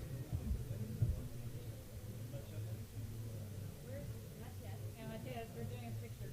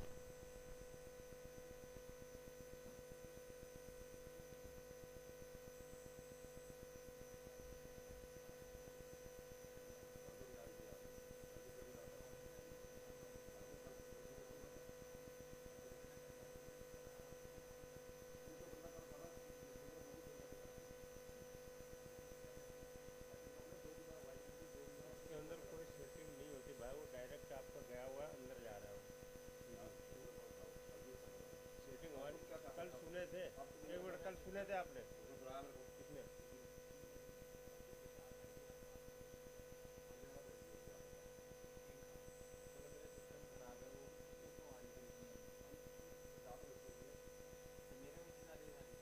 Camera वाले को दिया।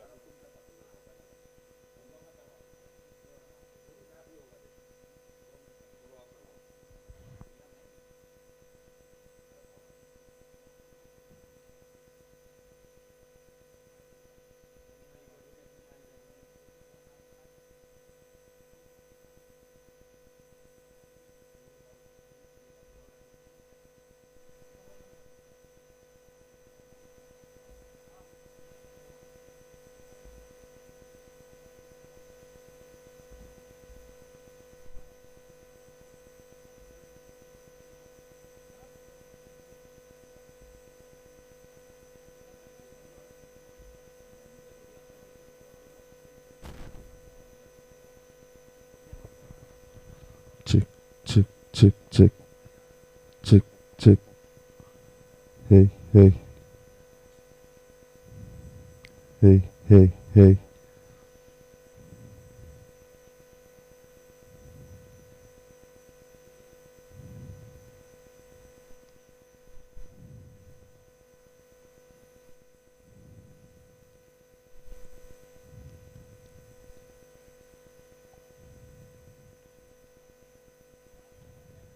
Hey, hey.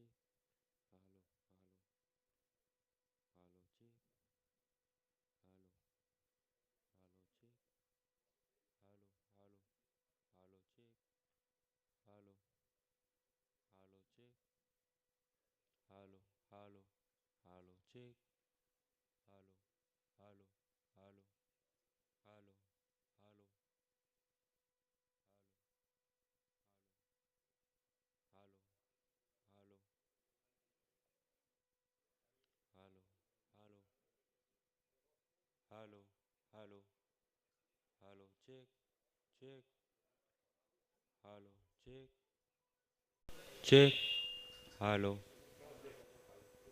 hello, hello, hello, hello,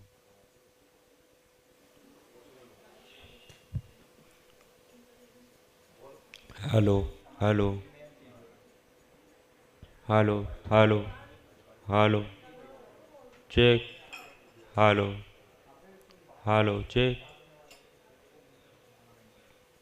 hello, hello, hello, check, hello, hello, hello, check, hello, hello, सही है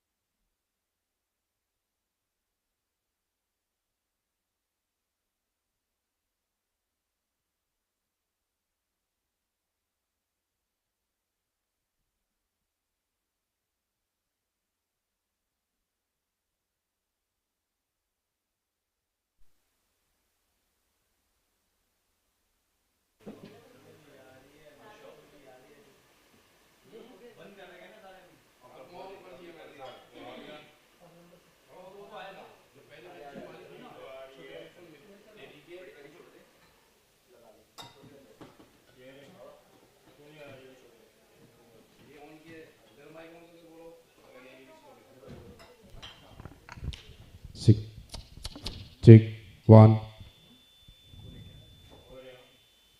Hello, check, hello, hello, check, hello.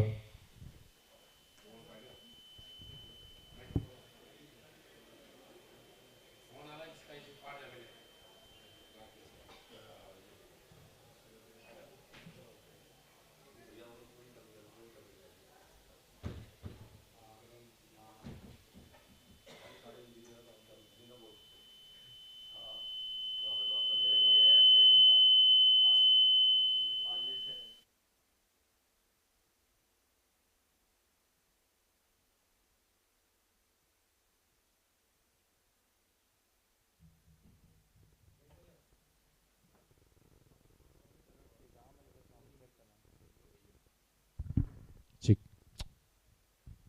check, one, check this, one. Hello, hello.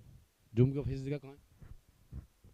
Check, check, hello, check, check, hello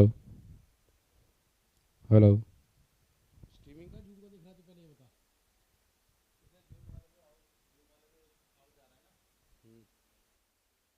ठीक अब देखिए ना हुआ कम ठीक hello ठीक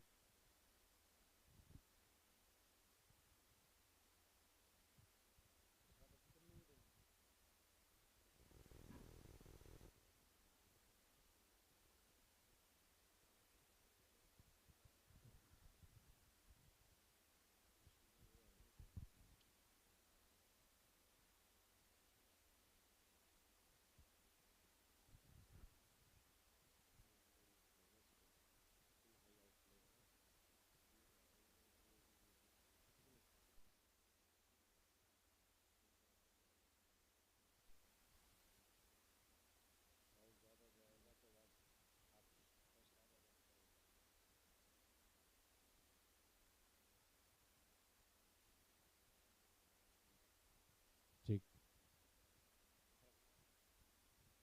ठीक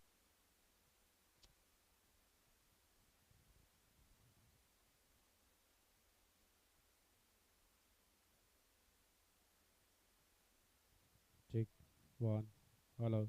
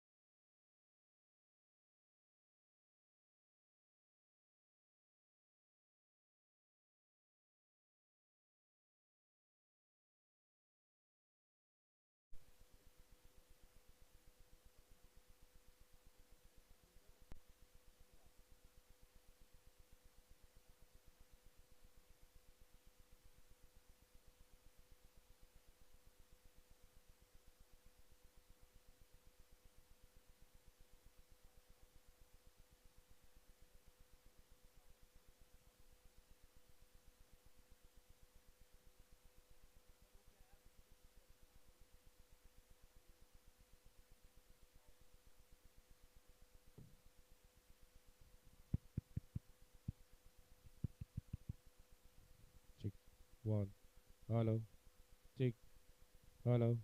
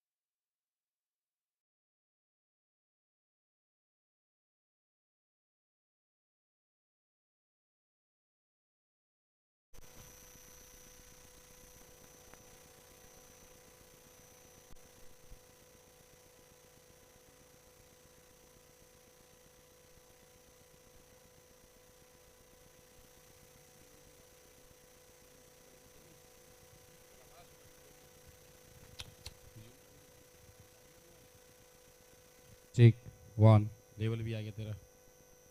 hello.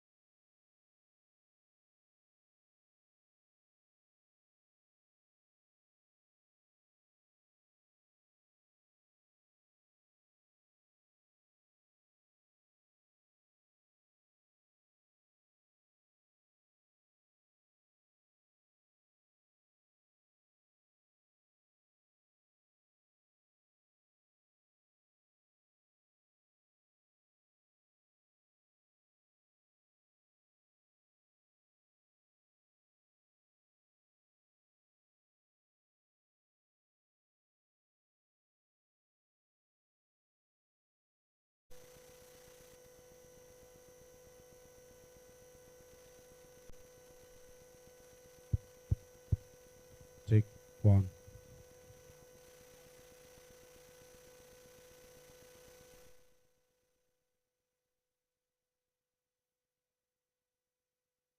Check one. Check. Check one. Check this.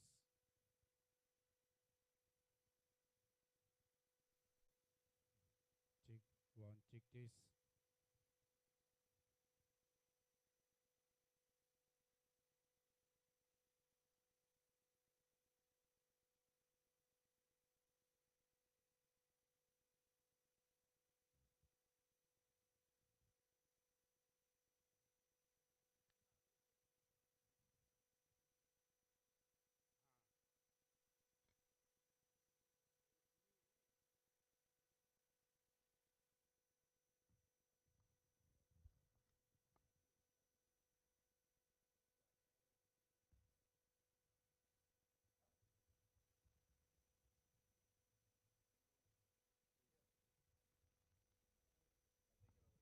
Check one. Check this.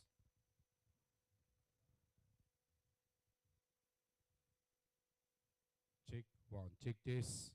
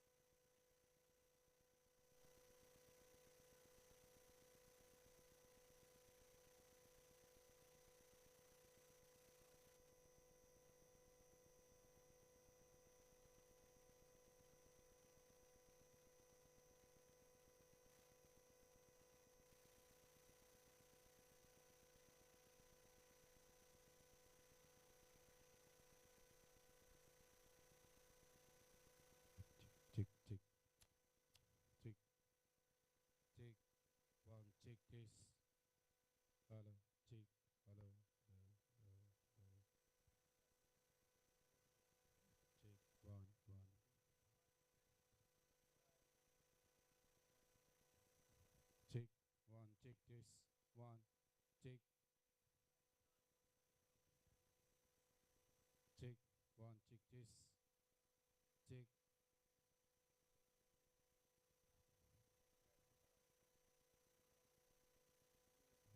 Check, check. Hello, hello, hello.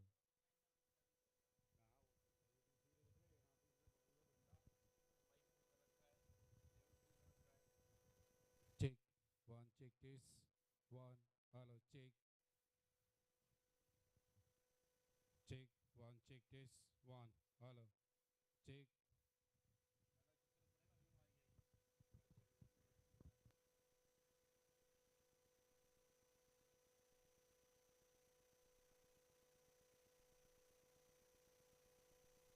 Hello, hello, hello. Hello, hello, hello. Hello. Hello, hello, hello, hello. Check, check, check. Hello, hello, hello, hello. Hello, hello, hello. Check, hello.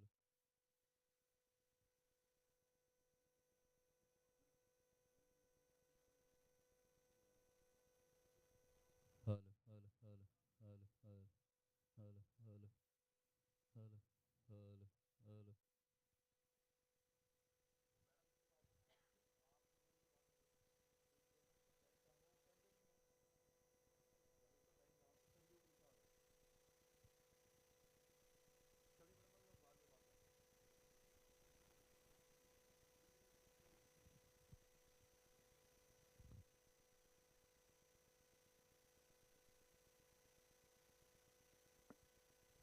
Hello, check, check, check, check, check. Hello, hello, hello, hello, hello, hello, hello, hello, hello, hello.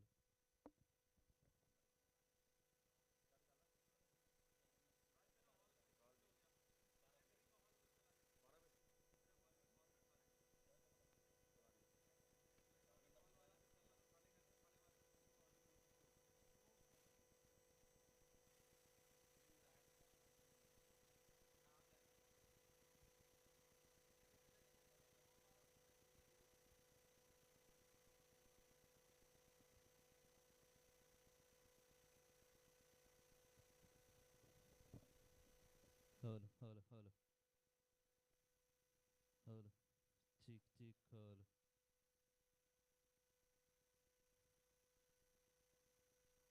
This, this, hello, hello, hello, hello, hello.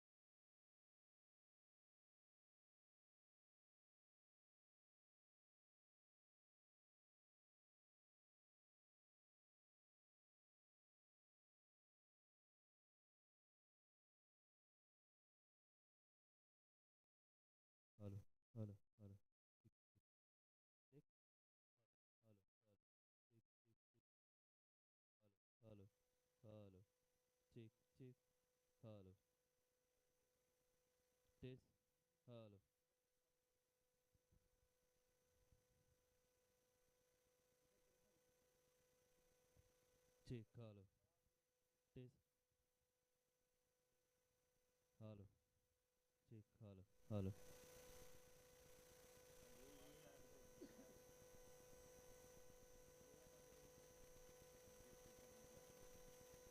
Speaker में नहीं आ रही, ये देख इसको निकाल दिया।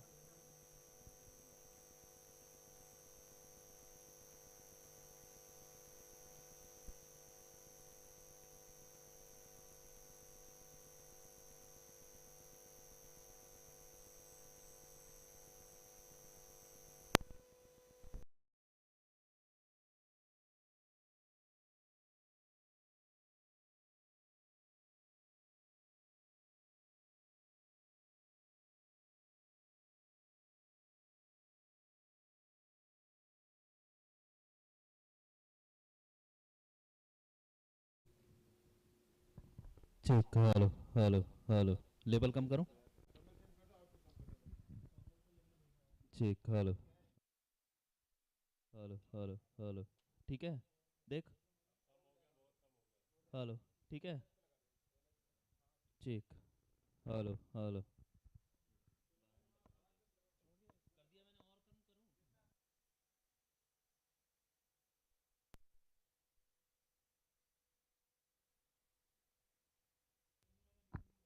Check, hello, देख, और कम करूं? ठीक है, हेलो, हेलो, हेलो, हेलो, मैंने यहाँ से बढ़ा दी, hello, hello, hello, check, hello, hello, ठीक तो है, अब कहाँ आ रही है?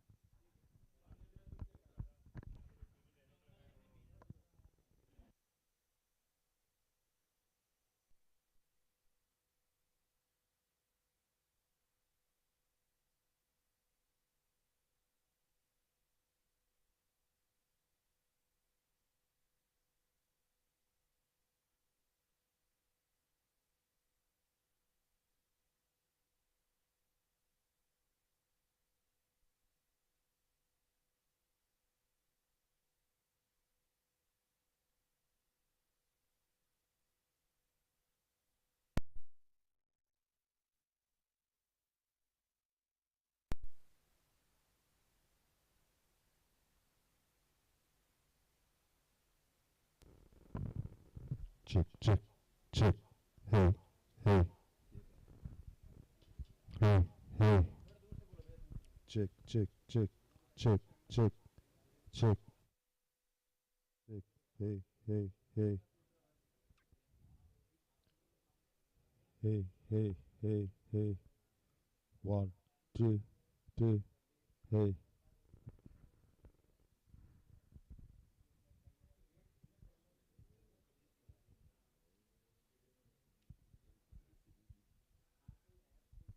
Check, check, check, check, check. 1, 2, 2. Check, 2.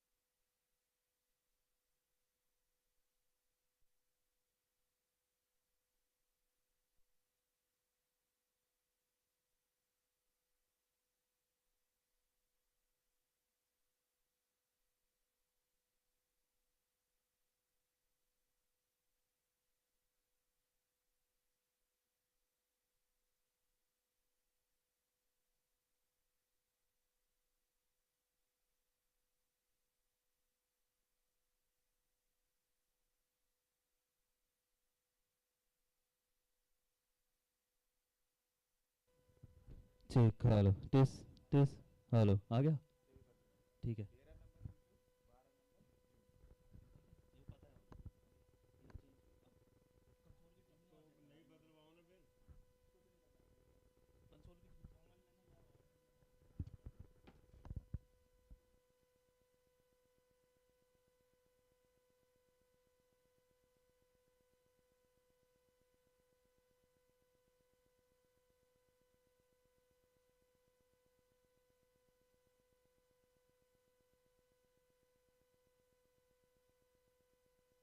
Versatility of a wonder material, shape ways to repurpose.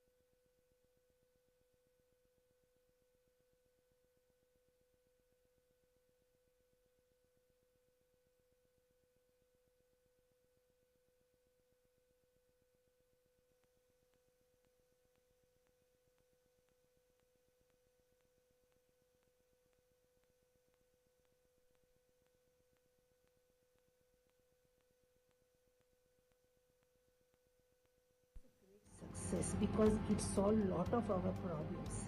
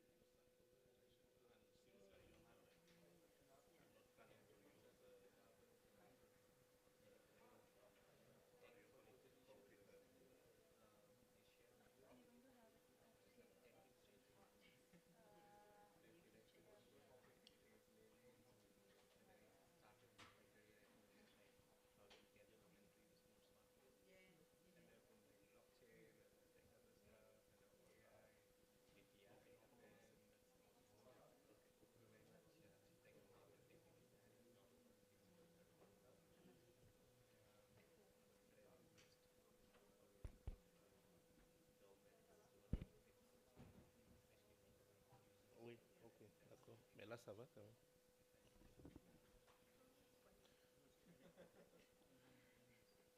Hi, everyone. Thank you for joining us for this session on AI transformation path, an Indian and African unit for sustainable development. The session today is mostly about the kind of conversation around concrete initiative on AI happening in India and in Africa. Sometimes this initiative can be similar, they can be common, and they are sometimes different too.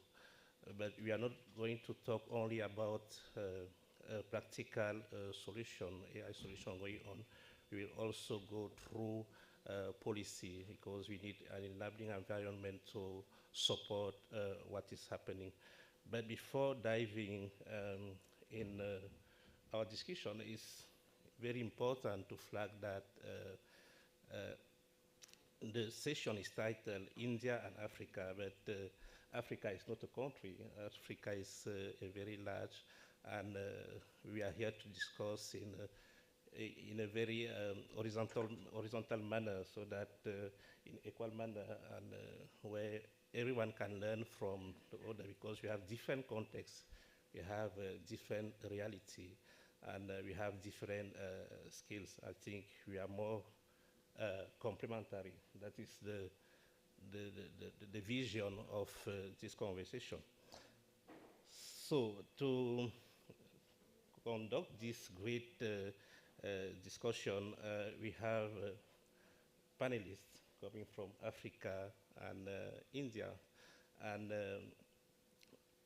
I'm myself from Cameroon, even if I'm a research and residence at SEMIA. We also have Sedina, who is a lecturer in Senegal. University is very complex. And we have Alison Gilward from South Africa. She's the executive director of ICT. Here in India, we have Kirti Pandey. She's from GIZ. And we have Vinit, sorry for the pronunciation. He's working with, for Dalberg, his associate partner there. And we have Anko Bansal, who is the founder of JDE partner. So thank you again for accepting to be here today and lead this discussion. Our session is very is a series of questions around some specific topics that we have selected together. We have co-designed this question a few weeks ago. And the first question I'm going to ask Sedina is, what are some of the most impactful AI projects you are working on in Africa, and what made them successful? Okay, thank you, Thomas. Hello, everyone. Nice question. I will try to respond with some project. It is project on governance for public policy. The first one is the work we are doing with AU. AU is building his own Pan-African strategy. So it's a work we begin more than 1 year ago, and we are on the end. And I think that it will be launched on January, next January. Also, it is a Pan-African strategy involving different experts from different countries in Africa. The second one is it's also in governance. It's the national strategy of Senegal. They are both. One, it's data strategy on data, and the second one is a strategy on AI. So we are having now a flagship project in building some data space with the agriculture sector and tourism sector. So it's a multi-stakeholder initiative, so it's very good. Yes, thank you. Okay, thank you so much, Cetina, for this this first reply. I think Pandev, you have been working also in some project between Africa and India, and, specifically on agriculture and so on. Please, can you explain or share? Thank you, Thomas. So, based on the session's themes today, I would like to talk about an AI use case that we are working together with the Gates Foundation and Clear Global. The project is called the Agriculture Information Exchange Platforms, where we are trying to build an omni-channel advisory for farmers where they can access information in their own language and in the format that they desire. And I would also like to give a background of the project, why we came up with this idea of an omni-channel platform which can act as a smart assistant to farmers. We realized that the advisory services in agriculture are quite fragmented, and while the public extension system tries to make up for reach to as many farmers as possible, but the format is not scalable, to be honest, and the cost of adoption of any new practice can go from $16 to $35. So in order to reach smallholder farmers in a scalable manner, we felt we need a flat solution where advisory can reach farmers in the format they desire. And a very special focus of ours is on women farmers, because we realize that while the information which is in the public domain, which is quite fragmented and may not be in the language that they want to access it, they might face digital divide or something. So let's say a women farmer sitting in, working in the field, a small field of Bhagalpur, Bihar. She wants to experiment with a new climate-friendly agriculture practice. And she might be hesitant to reach out to other male farmers who might be in the neighboring fields, or maybe even the extension workers. So if she could access this service on her feature phone or in whatever format she desires, that is where we would consider this to be a success. And a very unique part of this project, which we are doing in Kenya as well as Bihar, India, is that we are developing the entire platform as an open source digital public infrastructure, so that this can be scaled across geography in India, Africa, and perhaps different countries of the world. So yeah, that's about the information exchange platform. Okay. Thank you. Maybe Vinit, can you share your experience too?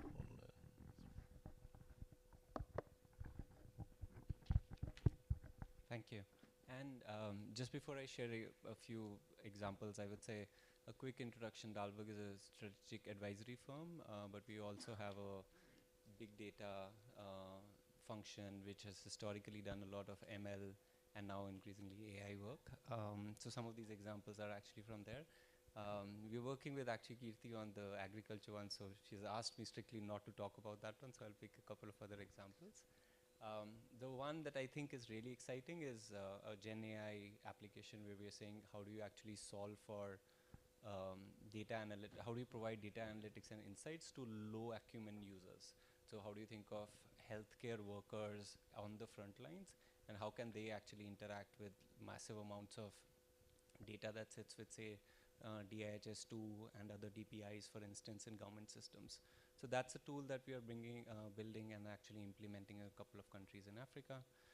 And I think is again, philanthropic initiative right now, but hoping that goes mainstream. And I think the other one, this is an example from nearly 7-8 years ago when I had just joined Dalberg, which I thought was really fascinating. This was a piece of work we did with GSMA. At that point, there was a lot of talk around gender gap in smartphone and telco usage. Now we talk about gender gaps in financial services and increasingly sort of gender implications in AI. At that time, it was smartphones and telco usage, and we said, can we look at cell phone data, so mobility patterns, phone patterns, call patterns, SMSs how far are you going from your household, top-up patterns, and so on, to actually figure out if the phone is really being used by a man or a woman, and then actually work with the telcos to actually provide insights to actually take that further and help bridge that divide. And I feel like that's fascinating, and I think is an example that can be used not just in telco, but also financial services and also health access and so on. All you need is the same toolkit being applied on massive amounts of data and some very smart ground truthing to happen. So those, I would say, would be the two examples I would pick. Thank you. I'll go up to you. Give the mic to Anko so that you can. So we are working on two applications of AI. One is very similar to what Kirti mentioned, is in the agriculture, where the problem statement is how do you democratize all the research which has been done by the agriculture university and provide that insight in the hand of the farmer, the smallholder farmer. So what we have done is we have trained the AI model on some 16,000 research paper of agriculture university and really give that power to the farmer, where they can ask the question in their local language through voice, through text, and then the sort of the algorithm search for that information in that agriculture university. And the reason for picking the agriculture university was because India has so many agroclimatic zones. So, and every advice you give to the farmer is so contextualized to the environment they live in, right? So that's how we did it, and that's the one use case we are doing it.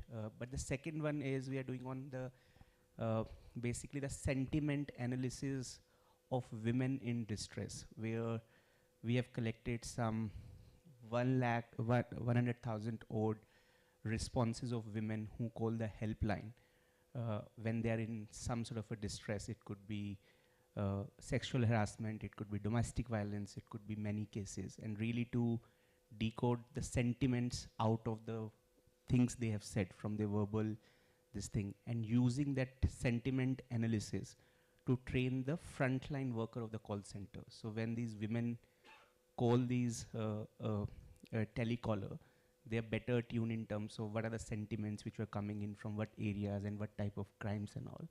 So that's another application we are building on, using some of the AI application really to see how better training can happen. So empathy can come when the telecounselors are talking to those women who are in distress at odd hours and odd areas and all. So these are the two applications we are building in. Early days, I think the value add seems to be better targeting of information.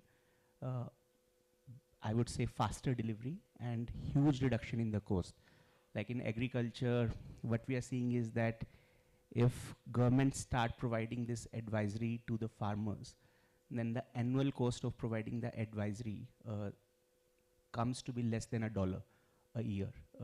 And currently government is spending around $9 to $10 by using the SMS or various other channels of communication. So that's how we are looking at AI in our work. Okay, thank you so much. Now that we have a great overview of what we are working on and so on, it's clear that we have some common point. Agriculture is something that we are working all on. Governance also, and we can also see that there is this willingness to see a community engage in what you are doing.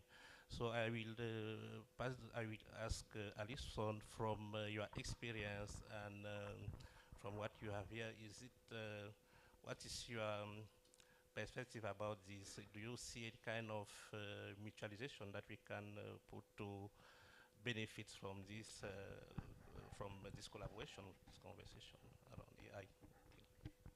Thanks very much, Thomas. So, of course, these are fabulous opportunities, and I think especially where there's similar contextual conditions. There are conditions either of of deprivation, of inequalities, of gender abuse, and those kinds of things. There are obviously universal aspects to that. There are also very fundamental differences, and I think your point when you started off by saying, Africa is not a country, just to remind people, and there's lots, there over 50 member states with in various regions, different, colonial legacies and political systems, and then culturally within those, multiple languages, hundreds and hundreds of languages, etc. So it's very, very different in some ways, but then also some of those things I've mentioned also make it quite similar to India. Obviously from, a kind of creating conditions for the deployment of AI in the sort of public interest in the ways that have been spoken about here, one does need a enabling environment for that to happen. Otherwise, these are very difficult to scale. They're very difficult even to start off if one doesn't have the sort of right conditions in place and the political will to make these happen. So I think, really one of the kind of collaborations really need to be around the issues of governance, and creating these enabling environments. And that's obviously very important at the national level, and I think a lot of us are focused on national strategies, and Senegal's African leader in this area trying to forge ahead in that area. There are global and continental initiatives that have emerged just very recently in Africa over the last few years that are very exciting and create the conditions for these kinds of collaborations to happen.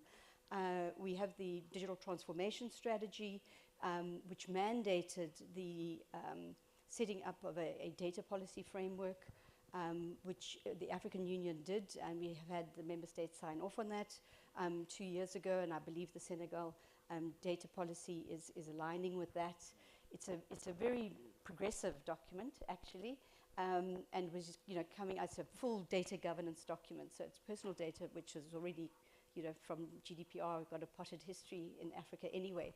But it brings us together under a very aspirational and progressive framework for data policy that really is the kind of foundational rock bed for some of these initiatives. So, where we're trying to either get, access to data or open data sets, or, access to public interest information or personal information in the public interest, it's important that we've got these frameworks in place. I think we've got, examples throughout the continent of, third-party experimentation, often in the name of humanitarian processes that are, basically experimenting human experiments on the continent with no protection, no frameworks in place, no, governance or ethical frameworks in place. So I think those are the kinds of things that we do experience a common experience in. But then I think the other aspect is very much that a lot of this governance now needs to happen at the global level.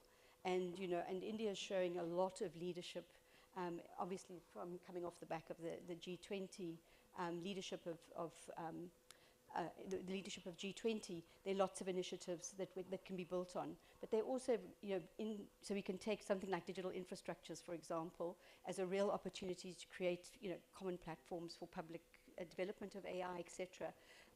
But they're going to look very different in Africa. We don't have the same institutional capacities, state resources, private sector investments, and those sort of things. So they're going to look quite different, but we can still share these ideas.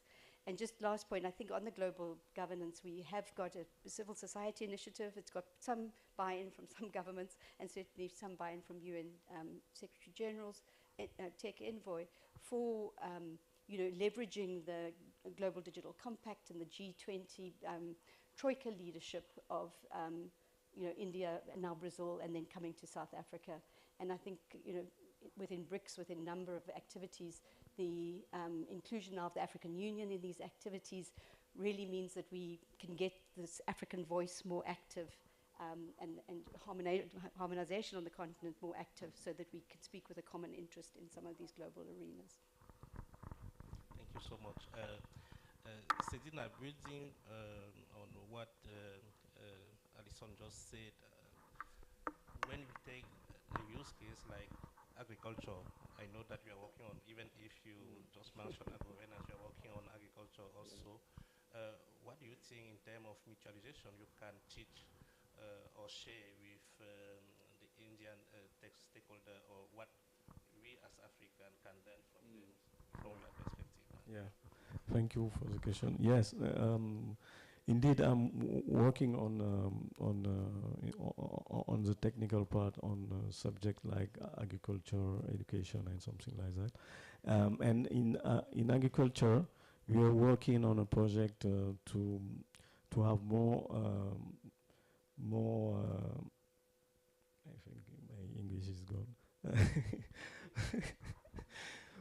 To know more about the rice culture, rice. Okay, so we are working with all the stakeholders in the rice sector to build a common data space first, and to work on use cases, how to improve the yield of the agriculture, and how to predict the yield with satellite images, to know the yield can be specified by some projection about the past and something like that.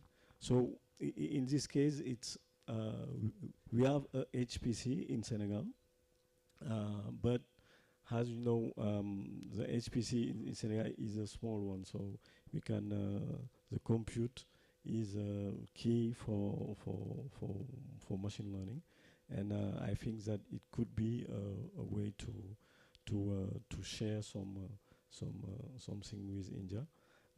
It could be also in the way we are doing the models. We can share our approaches so that we can improve our models. So something like that. I think that in the data too, we have a lot of data. We have a lot of stakeholders working on rice for the agricultural part. So we can also share a lot of data, but India can share also a lot of data, so that we can have data with different environment to have better result, I think, for our models. Thank you. Yes, Casey, from what you are doing, GIZ is doing through Fair Forward, and what is the practical action you have put in place, or you are set up to facilitate this mutualization? I know that you have some platform, or you are setting up something like a platform. Yeah, you are working on it. Yes. Can you expand in few words? I think I'll just take a step back here and talk about our voice initiatives. And the reason I want to highlight that is because, in my opinion, in the past couple of decades, the three major user experience changes that has happened as the first one was web-based web page, where you move from hard paper to web-based form. The next one was touch screen, and the third one, which we are experiencing, is voice-based solutions. We are quite used to accessing services through our voice, like we are familiar with Alexa, we are familiar with Siri, and as GIZ, we are trying to democratize voice-based solutions. In fact, the information exchange platform wants to use voice as a major tool of deploying agriculture-based advisory. And in our endeavor to do so, we have, together with the Gates Foundation, supported IISc, the Indian Institute of Sciences, in collection of voice and text data in 9 low-resource languages. And the idea behind it is to make this data open to public in public domain, and let innovators and deploy solutions, voice-based solutions in not just agriculture, but healthcare, financial inclusion, and different sectors for public consumption. And as they say, the proof of pudding lies in having it. So AIEP is a use case emerging out of many of the voice data. But the challenge here is we have 7,000 languages spoken globally, about 2,000 in Africa, and about 1,500 plus in India. So there's a long way to go before we collect this data, and to strengthen these, to make contextualized solutions available in local languages, we need a lot more data collection. We need LLMs which can be contextualized in low resource languages without using much compute power, as Sedina said, because that's something we have in limited availability. Yeah, so Thank you. Anku, I will talk to you. What is or what are the main challenges you are facing in running your project here in India and the other one you are running across the world?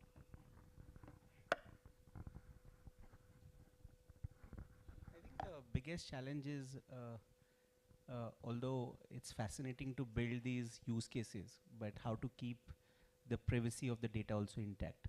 That's a big question, which many of the practitioners are just dabbling with, that how do you create that balance of privacy, but at the same time build solution over the existing data. And there is always that greed of having more and more granular data, more and more data which is more useful, but at the same time when you try to be responsible, so there is a balance. There's no right or wrong answer, but I think that's where the responsible AI framework needs to come in and really provide that guidance, a common guidance to all the practitioners. So people are not making their own sort of judgment, because there can be error in judgment when you're dealing with the privacy of data and all, and that's something, but I think now is the right time to sort of address this issue, because if you just address it too soon, then the innovation cannot happen at a certain pace. But now, because these use cases are getting popular, many of us are using it in different shape and form. So some clarity is there. That's the first challenge. And the second is, I think there has been various initiatives in India like Bhashini, which is democratizing this, all the languages of India and all, but lot more efforts like this needs to happen, where the public infrastructure which is required for AI can be built, and then this can really, really accelerate the pace of innovation in the hand of people who really needs this innovation. That's something, but I feel it cannot happen overnight, and this is the time where these things are happening. So these are the two challenges which I feel are important to get clarity and find common grounds with participation of all the stakeholders. So all these voices are heard, and just which creates the balance. I think that's what I would say from our experience of just the challenges and what responsibility lies ahead. Yes, Vidit, it seems like you have a lot to say. Yes, go ahead. I think I fully agree with what Ankur just said. I think one of the big things that I've seen, I'm not just talking of AI, I'm just talking of tech in general, is that quite often we take a tech first lens and actually forget the user. And that to me, I think, is the biggest challenge, especially for use cases, applications that are not market driven. So market has a way of figuring these out, because you will go tech first, you're not able to make money, you will iterate and go back and so on. But like for good, social impact use cases, that does not happen automatically. And I'll give you an example. 4 or 5 years ago, India launched this huge campaign on soil health cards in the country. Every village had multiple soil samples being collected. Massive exercise. You're not even supposed to do it every 2 years, but we still wanted to do it every 2 years. Every farmer got a health card and so on. Most farmers were not even able to read that health card. Like they were not able to even like make sense of what's happening, right? So of course, AI can help, LLMs can help and so on, but there was a fundamental trust deficit that this soil sample is not from my field. And so how do I trust what's actually coming through? And like if you think of, and we did a project back then with CGIAR entity, and we realized that if you run an machine learning algorithm on the soil sample that has actually come through, you actually need to do 1/60th tests to actually get to the same quality of data. But you know, the problem of actually adoption of the user gets actually far worse, because they are already struggling with the fact that you're not taking the soil from my place. So you can think of all tech and think of all solutions, but unless there's a market force that's actually solving for it, it will not automatically happen. And especially for, I think, impact use cases, we often forget that. So that, I would say, is sort of one of the things that we have seen across just smartphone use, feature phones, financial services, fintech, edtech, and so on. So you name any technology, and I think that's a consistent. And I think it's the biggest roadblock that I see, at least for use cases that are not market driven? Thank you. So it's clear that you are pledging for all of you, from my understanding, you are pledging for participation of local communities. You are pledging for balancing power, and we show also that local communities are aware of what is going on with their data and application development. So it's clear that we need to consider ethical aspect in what we are doing. And Alison, I ask you to give us, because we are enjoying your newsletter, and we are learning a lot through. I will really be great to expand on this aspect, ethical consideration on AI. Thank you very much, Thomas. And of course, you've given me the opportunity to you've opened the door on an important aspect of work that we've been doing in GPay expert groups, and I'm particularly referring to one of the projects within the data governance working group that Thomas has also been working on, particularly dealing with data justice. And this work really grew out of the emerging discourse on responsible AI and ethics by design. And of course, while human rights, human-centered, ethical research is absolutely critical, these are necessary conditions. What we have been arguing, and there is a policy brief and a series of primers, social justice and economic primers on this, on the GPay website, and we'll have a working session tomorrow morning, so I urge you to look into all of those.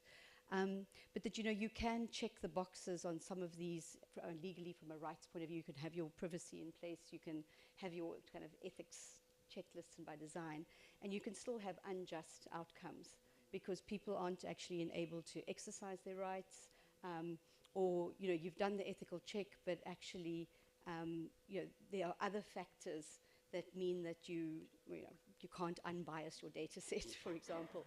And at the moment we don't have a lot of things that actually say, well, at that point it doesn't go to market. You don't put it out there because actually you can't fix that problem. You just tick all the other boxes and say, well, we did all the other stuff. So I'm going to let other people also speak, because I don't want to minimize the importance of ethics. They're obviously, as I said, they're critical to making your research compliant or your R&D compliant. But yeah, it needs to be contextualized, and it needs to be clear that whatever protections there are there, whatever guardrails are there, are not only there in terms of the developers, but also the service providers that are going to deploy that technology, and then of course the people who are actually going to be using it, the data subjects, or not even the data subjects, because they might have even been up there in the development of the data sets, but the people who this is going to impact on, automated decision making or something, actually are able to exercise those protections that they might get in law. Setting up this enabling environment, it seems like policy or policymakers are really important. They need to be involved in this. From the work we are doing, Sedina, in African Union, I think with Alison too, can you tell us what you are preparing for in terms of policy for Africa to face this kind of for AI or for AI? For AI. Okay, thank you. Yeah, we are working on a strategy, a Pan-African strategy, and some pillars. The pillar. There are some pillars that are common. It's infrastructure. It's very important. Infrastructure on data and compute infrastructure. On talent acquiring and retaining, it's a great challenge to have talent on AI. We emphasize the collaboration, the international cooperation. It's very important for Africa if we want to leapfrog some technical issues. And on acquiring data, collecting data, and having the culture of dealing with data. This is a great challenge for Africa. There is a lot of data not digitalized, and sometimes when the process is digitalized, the data is not stocked and is wasted. So you don't use it anymore. So it's this kind of challenge that we have, and the strategy, the objective of the strategy is to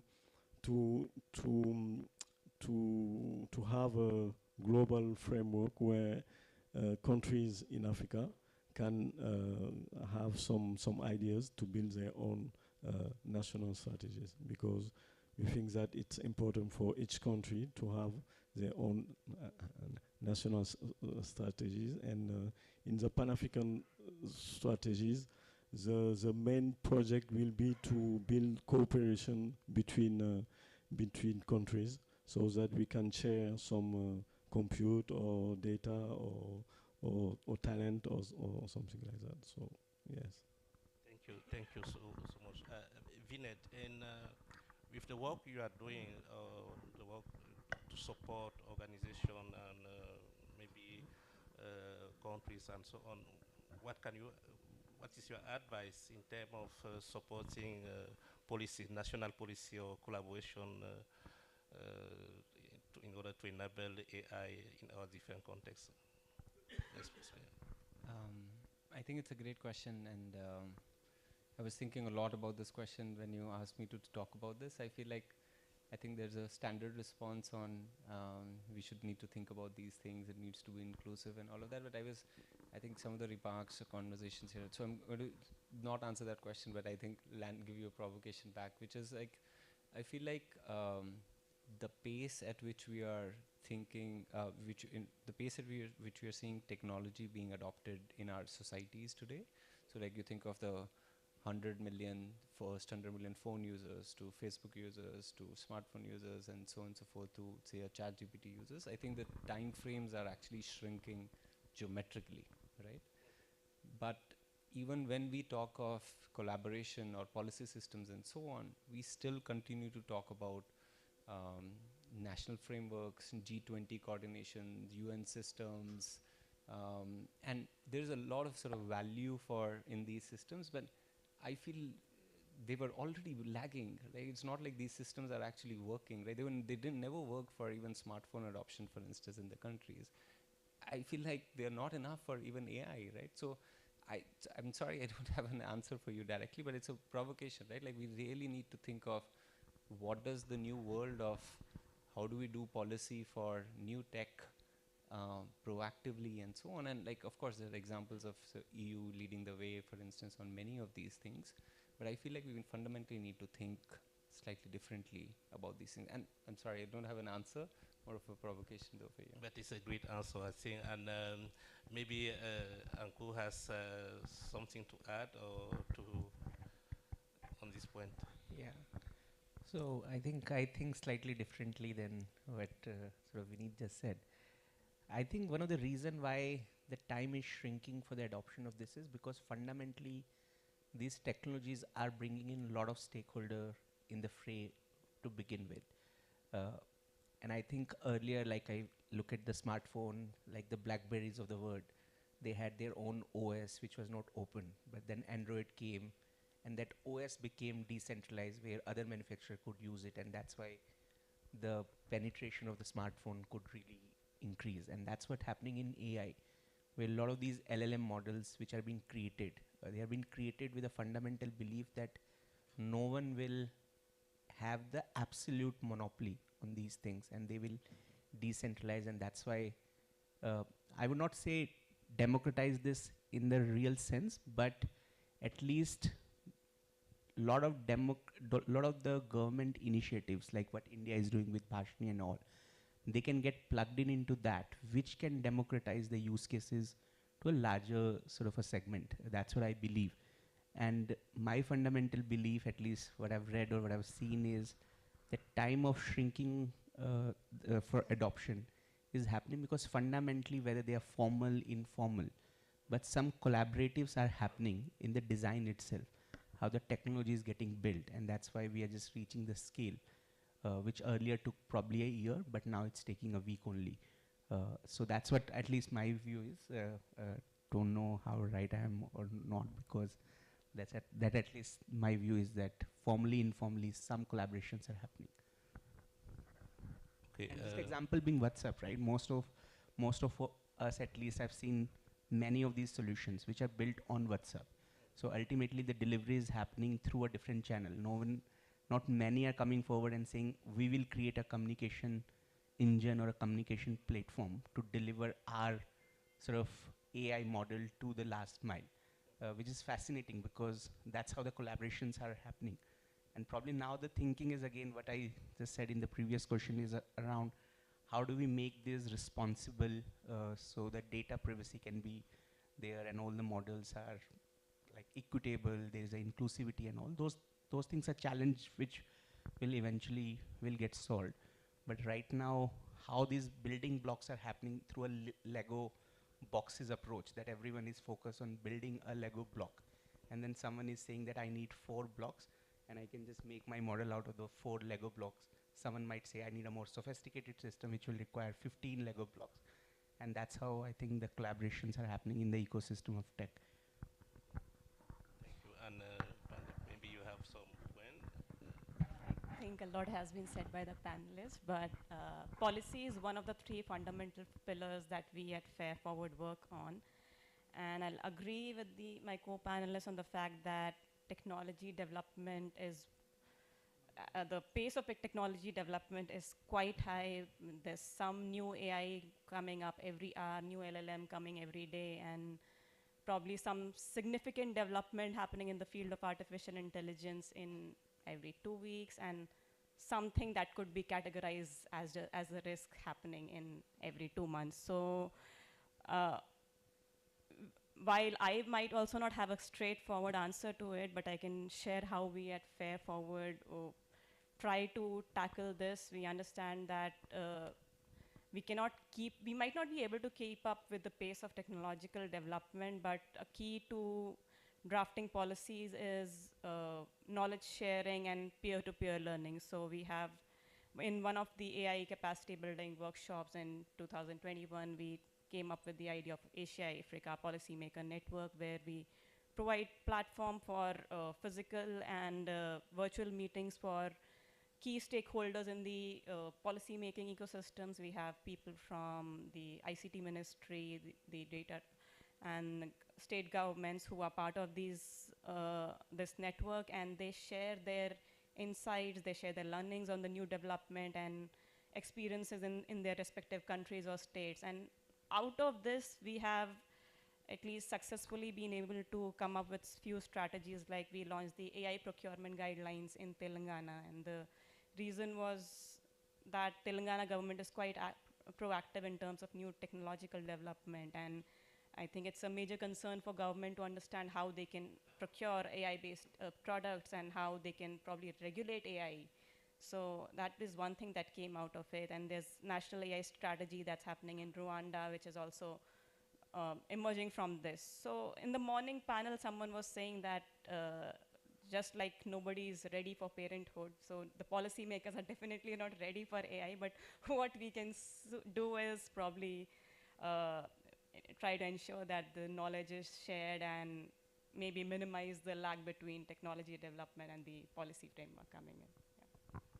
Thank you so much for your input. Now we will open question for the public. If someone has a question, we are open to receive your question.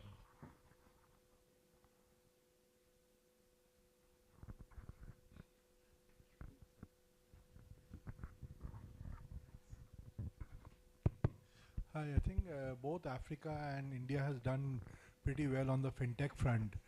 Didn't hear any discussion on that, so I was wondering, are we only just talking about things where we are not done well? Can we also talk about things where we are doing well? Maybe that's a good collaboration to start with.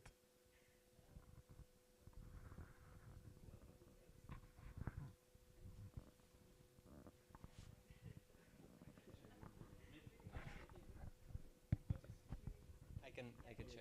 I think it's a great point. I'll give you sort of a tangible example of how we have tried to do this. I think fully point taken. I think on fintech, I think both countries. Most countries, yes, I would say. And I think one very tangible example that for example, where we actually learned from how this happens in Kenya, for instance, is one of the AgriFin program, where we looked at how they actually think of digital financial services for farmers and place them in the context of their actual farming needs overall. So it's not just credit for the sake of credit, but how do you bundle that with, say, seeds, how do you bundle that with fertilizer and so on, and actually create a bundled offering, for instance, built together. And we said, why can't we do that in India? And so over the past few months, we have been actually trying to do the same thing with insurance for women farmers in UP, and say, can we bundle insurance, advisory, as well as the whole suite of agriculture products and services that they need. So I think fully agree with you that there's so much to learn.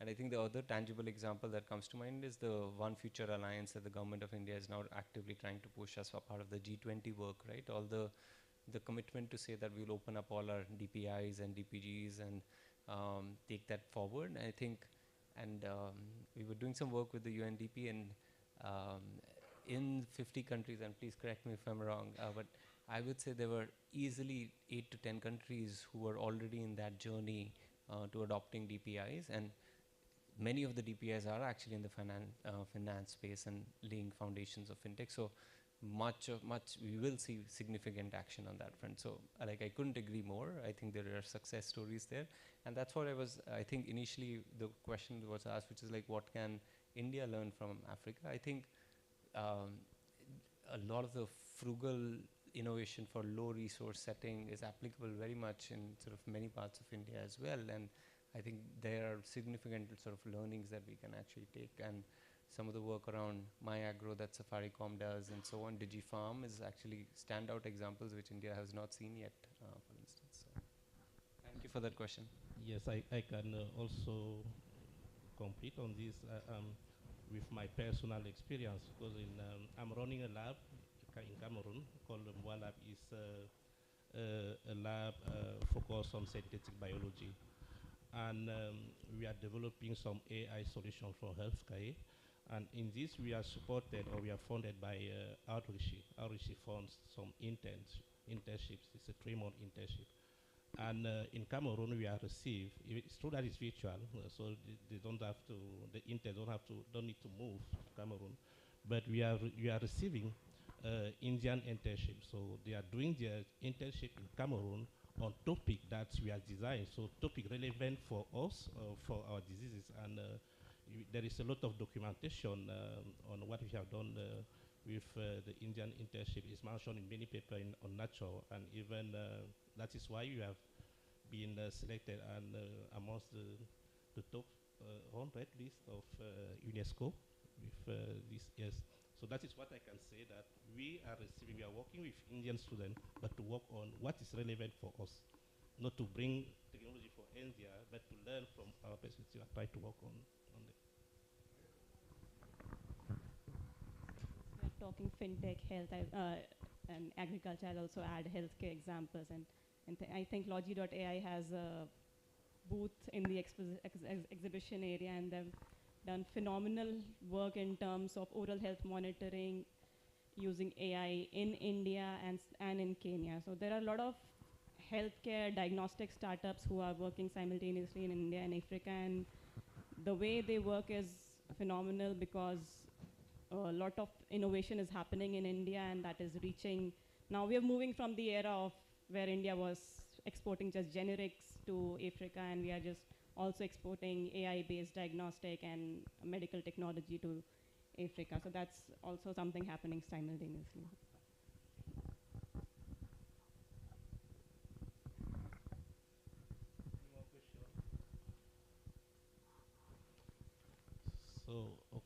there's no more question, I will ask you to give a final word where you see the collaboration between India and Africa in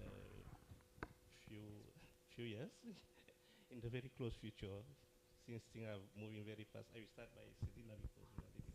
Okay, thank you. I think that he mentioned it. I think DPI approach could be very, very interesting for African countries because we have a lot of to do with digitalization, and this could help a lot. So it could be the first phase, and after working on AI for everything in Africa. I can go. I think, again, I would say that if in a few years' time we are able to say, and when making this up, I would say 1 million entrepreneurs who have actually interfaced with each other between India and Africa and have had opportunities, for instance, to learn from each other, build on each other. I think fully agree with what you said around just building blocks and so on. I think that would be a huge success. Beyond, I think, the usual stuff around learning and so on, just actual human-to-human interface and learnings. I think tech will just transfer from one country to another. They will not wait for any regulations or this thing to come, and that's the beauty of tech. It can cut through the borders and really fast track this. I think important would be really contextualizing this, like what you said, Alison. Context is very different, although the issues might be very similar, but context is very different. So how we training these models in the context specific this thing, that is something where the real collaboration can happen. So the mistakes which one is making, the other don't make it again, but at the same time, there might be need to make the mistake because the context warrants that to happen. So I think that's what, I think the context is really important, that how do we build the partnership, how do we build these linkages for the context, because tech transfer, I don't see how borders can really stop that tech transfer to happen from here to anywhere or from anywhere to here. So that's my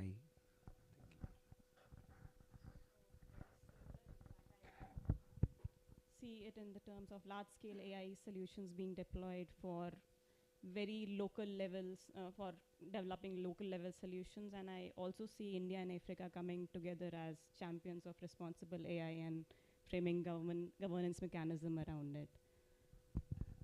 Thank you. Maybe I will ask Alison to give us a closing word. Thank you. Mine builds very much on what Coach has just said. So going back to just the kind of global governance issues and the need for cooperation, I mean, I think that you're absolutely right that this technology is going to happen, and with the right kind of interests, collaborative interests, we will see a lot of those in agriculture, public sector kind of things. I just want to say, it really is important for Africa, and it's a critical part of the data policy framework, which will be the underpinnings of an AI strategy and framework, is also the commercial value creation in Africa. As you know, we don't only want to have great public value creation, which is a very struggle in many other countries, but we really also need to focus on commercial value creation. And I think at the global level, in terms of international trade and accessing big data or tech from big data and these kinds of things, limiting access to our data in order to create some kind of competitive advantage for our local developers and innovators and these kinds of things. Within sort of global trade and IP and these kinds of frameworks, it really challenges power relations and interests at a global level. And I think that's where India, certainly South Africa and Brazil in terms of IBSA, and then BRICS more widely, in the context of continental developments, can really play an important role, which at the moment, and I think India is showing great leadership here, but I think largely Africa's been really silent in these global discussions and debates. Thank you so much, Alison. I think you summarized very well what we said. That is the end of our panel. In terms, of a very close future, what we are planning to do is to release a policy brief on this session, emerging from this session. But the idea is not just to release a new paper amongst a ton of paper, is also to think about how we can implement concretely some of what we just discussed, even if it is in a very simple way, but really try to make something concrete and see how it's going. So, and we will be happy to have you on board if you want to contribute, if you want to say something, we are open to suggestions. So thank you so much, and a round of applause for our panelists.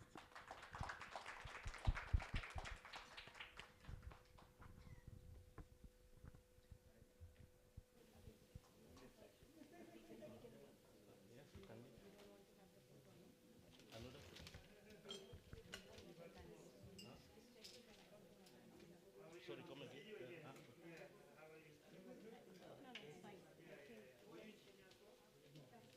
Another photo before.